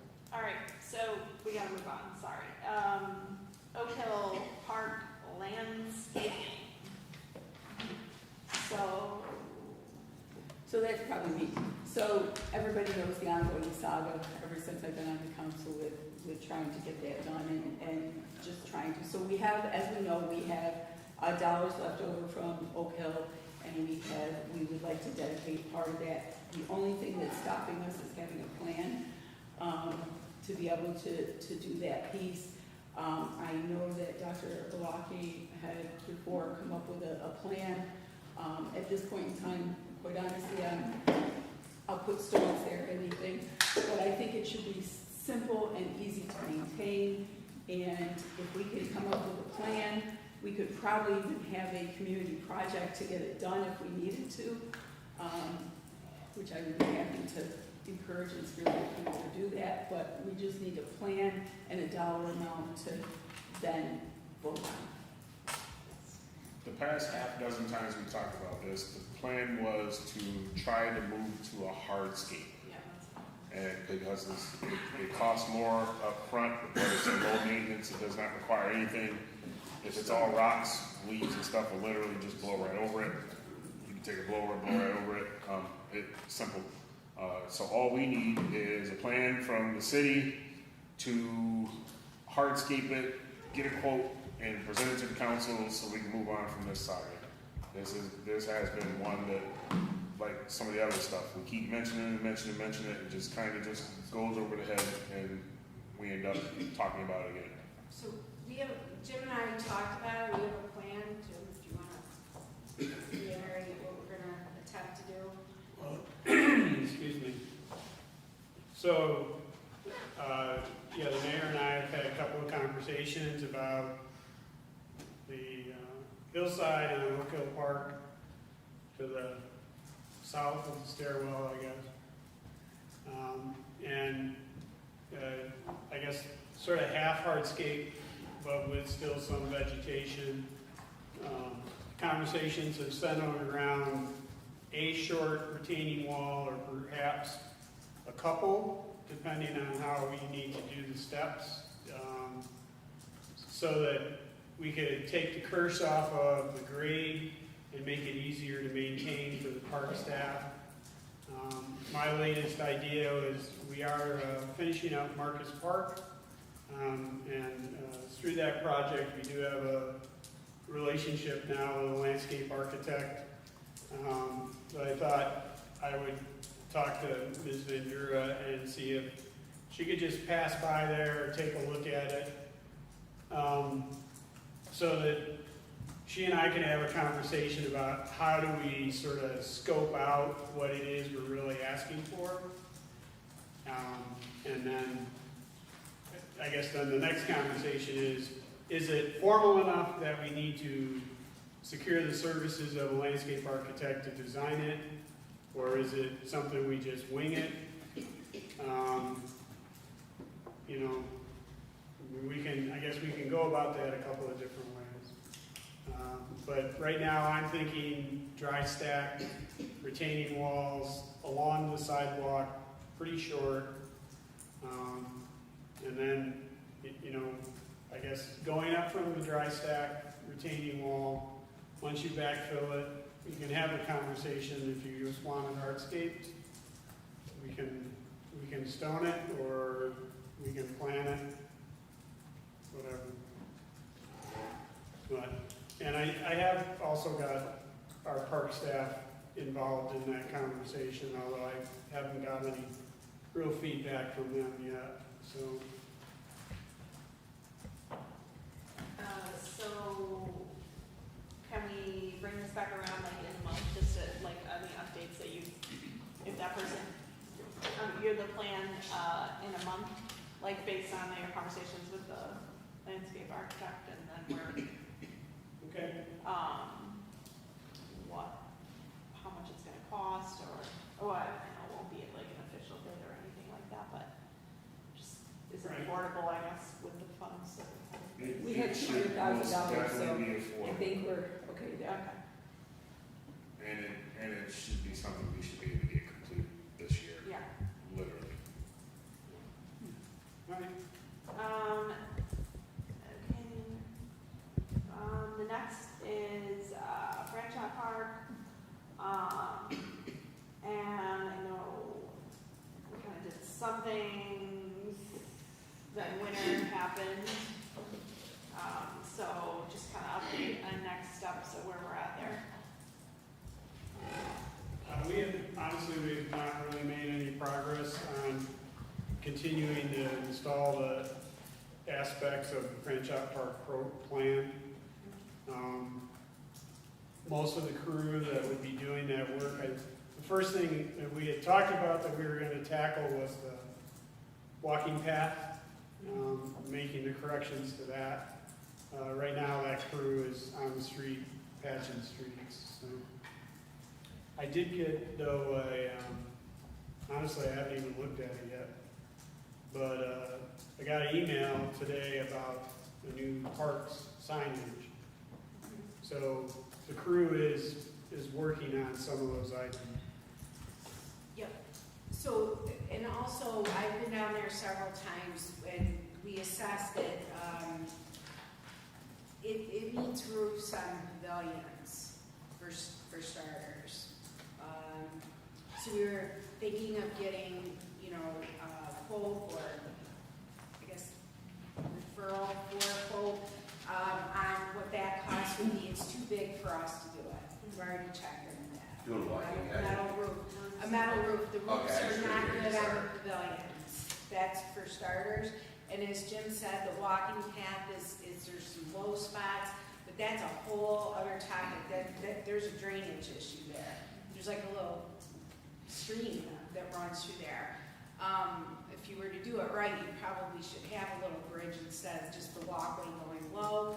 And then, of course, the entrance area, if we have millings or something, we want to get our dibs in on, I guess, millings maybe from the county to be able to just fix the road, the entrance road of it, just to make it so that it's a presentable entrance. So while we're on the subject of this, the signs that we're referring to is with the garbage in the parks. We want to make the transition to a carry in, carry out, because there's a lot of issues with the garbage, and that is a whole nother discussion we'll put on the agenda to discuss. But I think we're making really good progress with that. I've researched this. A lot of studies show that the more garbage cans you give people, the worse the trash. I mean the litter in general. But we have a plan moving forward we think is going to really help all of the issues that we're having and faced with garbage. So branch shots are on our radar. I think initially we had that 50,000 that when we talked about, whatever, I don't know. It was the 50,000 that was originally allocated for the Fourth Street entrance. Yeah. But we had discussed this in the fall before winter hit, that there were some things that could be done immediately with those funds. Some of it was the basketball court, the re-netting, the painting. I understand the path and has the roots all up. Yeah, I get that. And then the lighting over the court. We talked about maybe reutilizing some of the lighting that we took down, if those would maybe fit. Obviously we have our drinking fountain there already now. But so some of those things that, because we have this 50,000 that literally has been sitting there since I started on the council in 2021, and we haven't done the little things, and that's really, those are things that we can do right now that we don't have to go out to bid for, I'm assuming, and it can be, you know, utilized and enjoyed for the summer season. Jen? I was just gonna ask, you said about going to the county for millings, why don't we use our own millings that we mill off the streets during the CHIPS program?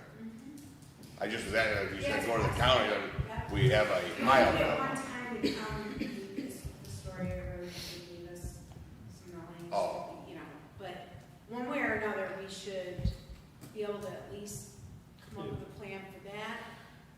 If we commit to doing that work, we will just keep more of our own millings than we have in past years. I just wanted to add that was, I lost it. Capital Fund 203, there is still 50,000 still in there. And numerous times the council has asked for furniture and equipment for that park, the entryway to be looked at. Sign has always, that's what the original 50K was for, was a sign. And to take care of the parking area that's off of Green Street, and that area is cleared up now, it's all grass now. I think that part has pretty much been abandoned by the city to not bother with that aspect. But if we could utilize that 50 grand this year to do something there, that would be great. And also, try to get the furniture for there. I did see that the city has already spent for furniture for war vets, and that was just requested. This particular park has been requested numerous times, and that furniture has not been purchased, so. They did get some lounges, and then they built kind of half over the one fence, half over the fence and half into the fence of a shade structure. I But we misspoke. did ask for some shade cells and some like maybe tables with umbrellas, Yeah. so people don't have to lay down basketball. I swear I'm gonna get a ladder to put basketball nets up myself one day. I tried to do No that. idea. I tried to do it at park cleanup, but apparently that's a liability. But, yeah, I mean, so like, how can we do that? I would hate to go another summer with the same things coming with the people who use the park and the residents that use the park right around there. And I understand the bigger projects, like obviously the low zones and the flooding when it rains. Those are bigger issues that beyond the scope of what we're asking, but just those simple, like, front-facing things that, the community's gonna use. Can Chris put in a PL for us, as when we were up there that one day, that just gives us some shade structure? We have the money for it, so can he just, whatever he had done that one day when I was like, just, right, we had the money there for it, can he just do that and give us a PL just to put some up there? We can do that. Well, I meant dollars, so we know what it is. They should be able But I sent we asked them Tiffany to get the all dollar quotes. amount.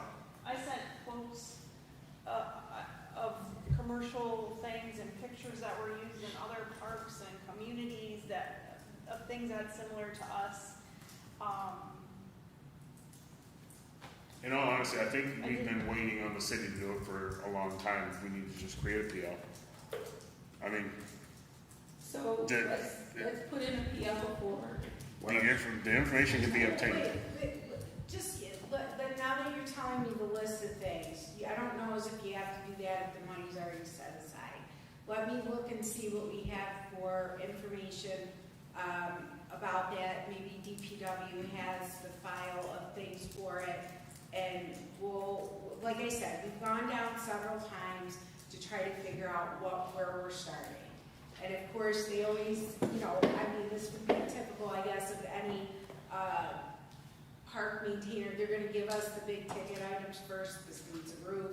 Obviously, that's a bigger conversation, but with the 50,000, I was pretty confident we could at least get started on some of the things that I obviously see too. I can send you that list that we made the Yep. last meeting where Please do. how we wanted to spend that 50,000, as well as the stuff I had sent Chris previously a couple Okay. years ago with pricing. And it's commercial pricing, it's not like residential stuff that you get for your house. and Chris has, he just ordered some stuff, so he also Right. has some too, Yeah. so.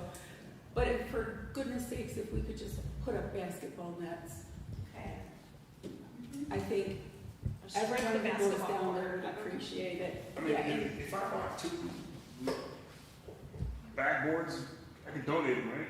And then Yeah, you can have someone put them up. It's like, that's all we're asking, is I like just know, a. well, I think, obviously, and I keep going back to it, it's really making sure that we have just the push forth the motion of it. Once that happens and we have the things that we need, I think we can carve out time in the week to have the guys come and do it. So just give me the opportunity to be able to take a look at what it was that you asked for before and see if we can move ahead on those items that will fit within the 50,000. And then we, I mean, on a side note, for the Basilica Fest, we're using Grant Shot, and we're doing a whole 3-on-3 basketball tournament, and I think it'll be good. It would be good publicity to get kind of that positive play there, and if someone, gets involved in that and sees like, oh, this is great, like, hey, I'd like to arrange this, And in fairness, though, we brought this up well before the Basilica yeah, right. Fest. But you'll forward that stuff, Yeah, So we're Amy, because doing Amy, it. the mayor hasn't had the chance to. Yeah, let me take a look at all the items, and then, since you've already allocated the money, and that was what it was, that's what the intention is, then we'll move forward. And then give you, give you an update on it and where we're at with it, so. Thank you, okay. Okay, new referrals for consideration, it was PL 4726, by John, by Crawford, to designate the admission fee for the splash park to be $5 for 2 hours. I know I wasn't here on Tuesday, I don't know if this came from Tuesday, was No, this? it just came No, it's the first new referral. Yeah, John and Chris? were you involved in this or was it Chris? Chris was involved with this, John talked to Chris. It's obviously a major time difference, I'm sure. And the council discussed this previously, and it was Chris and John's recollection that $5 for 2 hours to start out seemed good. Going for 2 hours, and then they'll take a break, and then they'll have another session. So, does John need to be here to discuss it, or can we just like move it forward to the committee of whole? Yeah, that's what I'm Make a thinking. motion, but you could just Yeah, vote, you whatever just you put a PO. Yeah, You get a second, just put a PO. okay. Yeah, okay, I'll make a motion. I'll We're motioning to move it to, Yeah, to move To it. designate the admission fee. Or do we wanna, is there any No, discussion? uh, I know we talked about that What's the before, and we just need a starting price. shoot it down later. What's that? I'll wait, What? I'll wait, Wait till what? I'm good. So why shoot it down later and just offer what you have? You've been here this long anyways. I mean, We can postpone this. my thing is, I know that we're gonna have to charge a fee to people, and the $5 came from what they have in Tonawanda. That's where they sent us this email June 23 last year from Chris and CU Rubbernecking. It's $5. That is in Tonawanda. That is a different demographics, different profile of people, different income base is what I want to say. Thank you. Down here, it is well known that Cataroga's Allegheny area, low income base. While I'm 100% for the splash pad and it being brought up and get it running and everything, $5 to me seems steep. So I'm not in favor of $5. I know that technically there was some formula that was done that if you did $5 times X amount of people times per year, then it would get the thing paid off sooner. That's not my cup of tea. I'm more of a Walmart Target type. I would rather have it at a lower amount and attract more people, and I think that would work best in this area. But if the council decides to, Like age? I mean, I think this was the simple way. Like I said, this is something that they're already doing. This is the same exact concept, the splash pad, the whole 9 yards. I've driven by there numerous times when I go up to visit my Tonawanda location. Every time I've been by there, there are always a ton of people there. It does really well, in my opinion, just from the quick visit that I drive by. But I just think, okay, we can do 2 hour sessions, but if we're gonna do $5, we should have some type of family plan or a monthly plan or something. $5 just seems too steep for something that if I want to go enjoy it and my mom can't pay for the $5, or if they came up with $5 one time, they're not going to be able to do it again. You know what I mean? It just, to me, just $5 just seems too steep.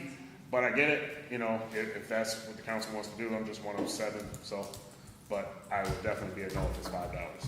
So I think that we can partner with some agencies to have even some scholarships and different things. I think that we could probably approach social services for them to do something and buy X number of passes. I think that we also probably need to have something for, like if the school wants to rent it and stuff.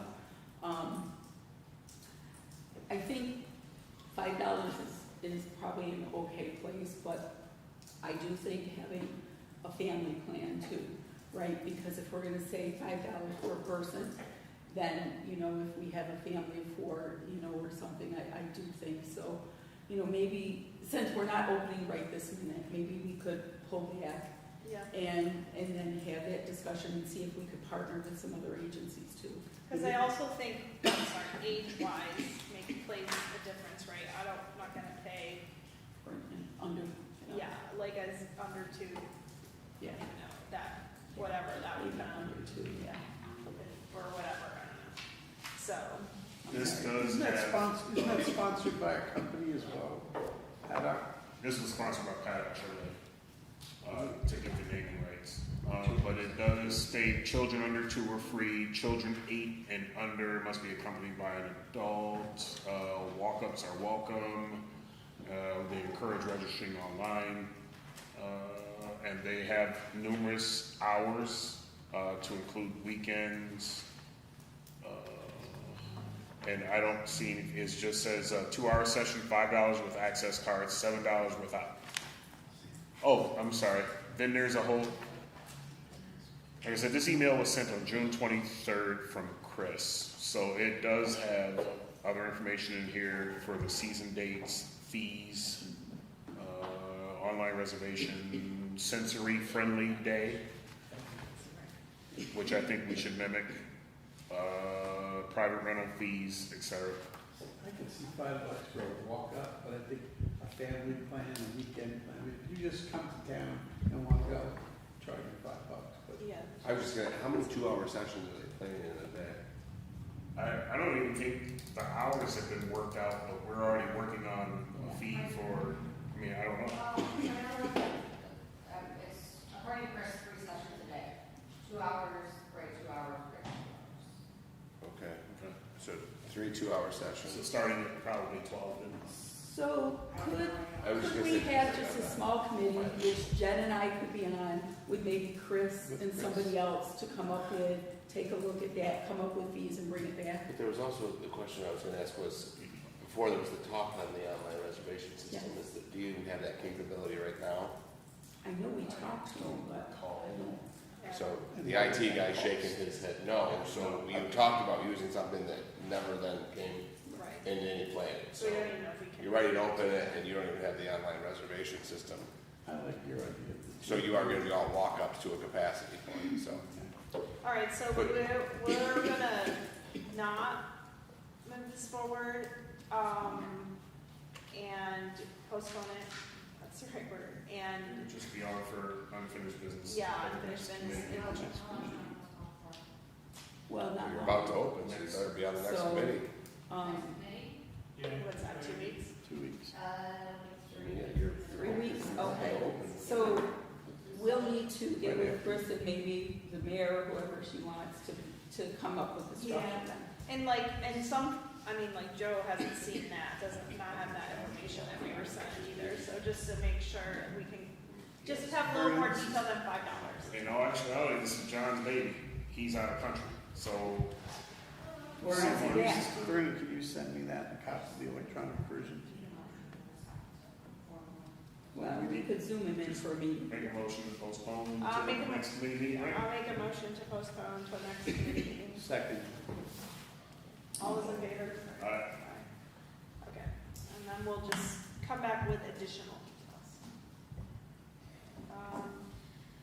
Okay, PO 4926, to authorize mayor to execute the intermunicipal agreement for Allegheny River Trail between the city of Olean and town of Olean and town of Allegheny. Yep, this was proposed by, Chris McPherson, and, it makes sense, because we do have to maintain our part of the trail, they maintain their part. I think this is just a matter of having it in, writing. We had this looked at by our attorney, he thought everything looked fine with it, so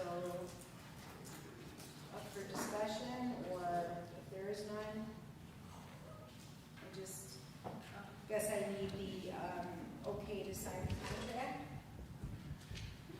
Any comments or questions, concerns? I- Yes, Vernon? I'm all for any agreement that we come up with, but if we are not going to follow PL, then it's all a moot point. There are points in the trail that already need work, where the roots are pushing up on the blacktop. This very same exact thing that's over in Franchot exists over between Independence and Country Fair. And then there's some other spots, but I mean, I'm not opposed to doing an agreement as long as everybody does their part. Because we already know that these entities right here, we already have agreement issues. So if everyone is willing to do their part, I'm perfectly fine with that. Yeah, so they have, you know, if you read the details and the trail, you know, advisory board,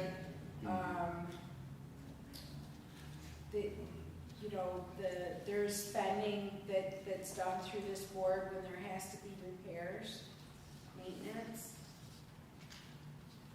I'm not sure what part of the trail that's happening, but. I think the way that I read that, they get to decide maintenance on any part of it. This trail advisory committee, they get to decide where the maintenance needs to happen, and then the cost is then divvied out as according to that.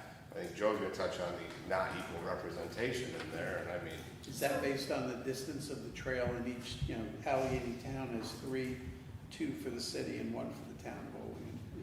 Was that determined by the number of miles in each jurisdiction? So there's funds available through CRCF for this. So, you know, the funding part of it, I think is based on grants, is what I'm understanding for it.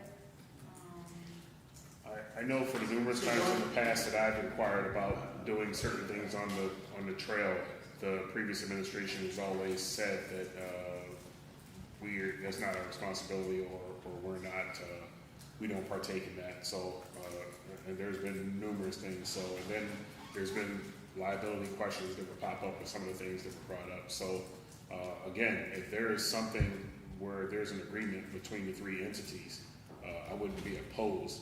And I did not see where we're not equally represented. So yeah, we have Allegheny's designated as the senior administrative entity. So they have 3 votes, we have 2, and the town of Olean has 1. And then there's 2 others that not to be specified. So, but if this board identifies issues and then say, hey, you need to take care of this, I wouldn't be opposed to that, because it would force Olean to fix something that they would otherwise. I mean, Allegheny. No, Olean. that fix things that we otherwise ignore until eternity. So if the trail committee said, hey, there's a portion here that's you know, 1/10 of a mile that needs to be taken care of, and you know, if there's money to take care of it, and then they say, hey, you owe this amount, then fine. Yeah, they do address the financial obligation in this as well.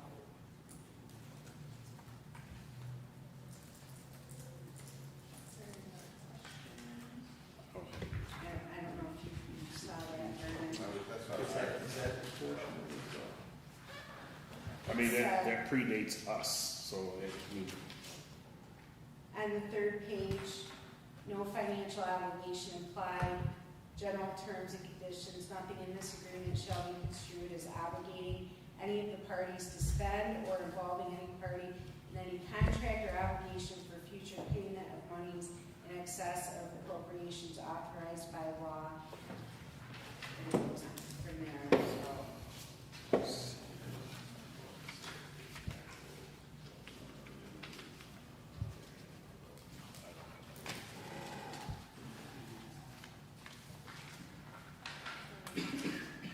I just was saying that there's it doesn't specifically talk about it, but there's that trail advisory where we don't have equal say, talks about that they'll develop the maintenance plan of that. But you're right, Vernon, that yes, it would be, but also considering the entities that we're discussing, like it should also be in fair proportion, unless our portion is gonna be subsidized by them. So. So each It talks about like they're gonna develop that maintenance plan where we don't have an equal say in that maintenance plan development. No, nor should we really. I don't think we should. I think like originally this is a trail for, you know, all of our municipalities, and it was, you know, funds raised and kept by CRCF, and they ultimately have a board that oversees the financial aspect of it. I'm sure that they've already, you know, are You don't think that we should have an equal say on the trail advisory committee? I really don't. What is it? I The really amount of don't. mileage in each of the jurisdictions. That, I would not have a problem with having less representation if we had less mileage. But if we had more mileage, then I have a problem. I don't think we have a majority. Yeah, I don't know what that is. This fund is under CRCF. I'm not worried about where the money comes from. Yeah, I know that. I mean, I think anybody could probably ask to join it, but as a city, if we're gonna join it and we're advising and, you know, I mean, at what point are you, I mean, this is, they're basically just having this in writing to share in the enjoyment of this trail. I don't think it is to make anybody responsible, it is just making a clear outline of what they're hoping to have documented between the municipalities.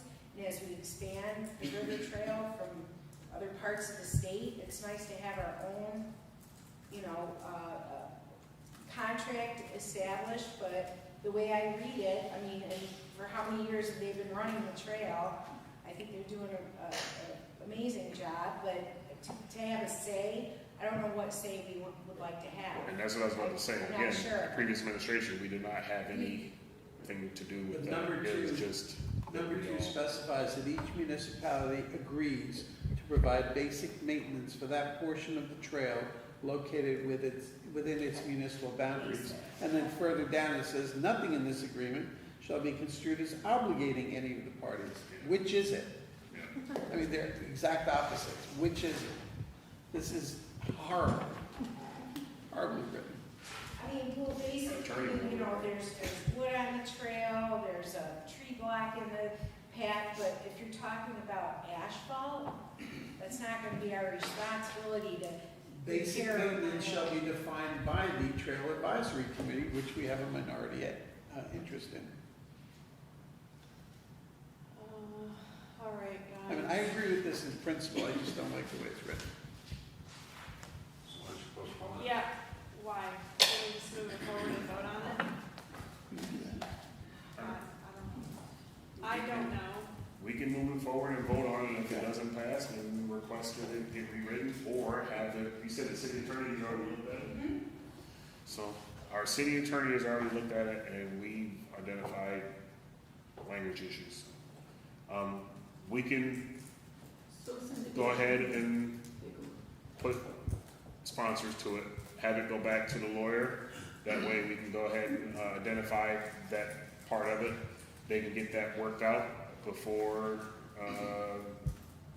but we'll just have to postpone it anyway until, it's not gonna go on for resolutions this week.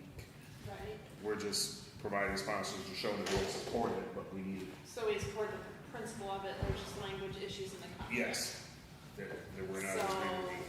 So, it would go to the, not this coming meeting, but the city attorney for clarification. additional clarification prior to. Yeah, Okay. so there we go. Do I gotta say that in the motion? I didn't get it. It was. Yes, I wasn't even. Is that what I have to say in the motion? She sent two on Yes. Friday. It So, was three attachments. You need to To go back. refer to the city attorney. make a motion to refer to the city attorney for additional clarification on contract language before Yes. it's, Before moving to resolution. before moving to resolution. I just resent it to you, Dave. So I made a motion, can I get a second? Second. Thank you, all those in favor? Aye. Aye. Thank you. Opposed. Opposed? Thank you. Okay, Martin's Park Pavilion fees. Who put this on there? We have a new pavilion in Marcus Park, we don't have a listed fee for it. Our request is that the fee for that pavilion be the same as the fee in the other parks. Yeah, what is it, Which part are you gonna mirror? yeah, it's like, The smaller ones, I believe it's $85. Yeah, I'm just asking, because like franchise, or Florence, I think has two different Yeah. fees for the two different sizes, and then War Vets does, that's why I was asking which part. Yeah, Go there. yeah. Yeah, so the smallest pavilion fee, I believe, is $85. Everyone's in square footage, kind of relation to it, closest to that one, just do that one. Which part? Is it simply franchise? This is at Marcus. I know. Oh, the That small $85. fee, like franchise one is Franchise. 85, the big one is like 110. I do the small one. I don't know what they are in Bornis, and I don't, whereabouts is like, Yeah, it's- So similar in size to the smaller one in franchise, Yeah, what you're saying? it's not a huge. yeah, That sounds good. yeah. I mean, it does have a couple of electrical outlets, but I don't know that that's been taken into account Take in advantage. any of the other parks. That's right. And the electrician. It sounds perfect. Yeah, I agree with that. Okay, perfect, thanks. There's no committee reports, and, I'll make a motion. I second. Thank you, all those in favor? Opposed? Opposed? All right. Yeah,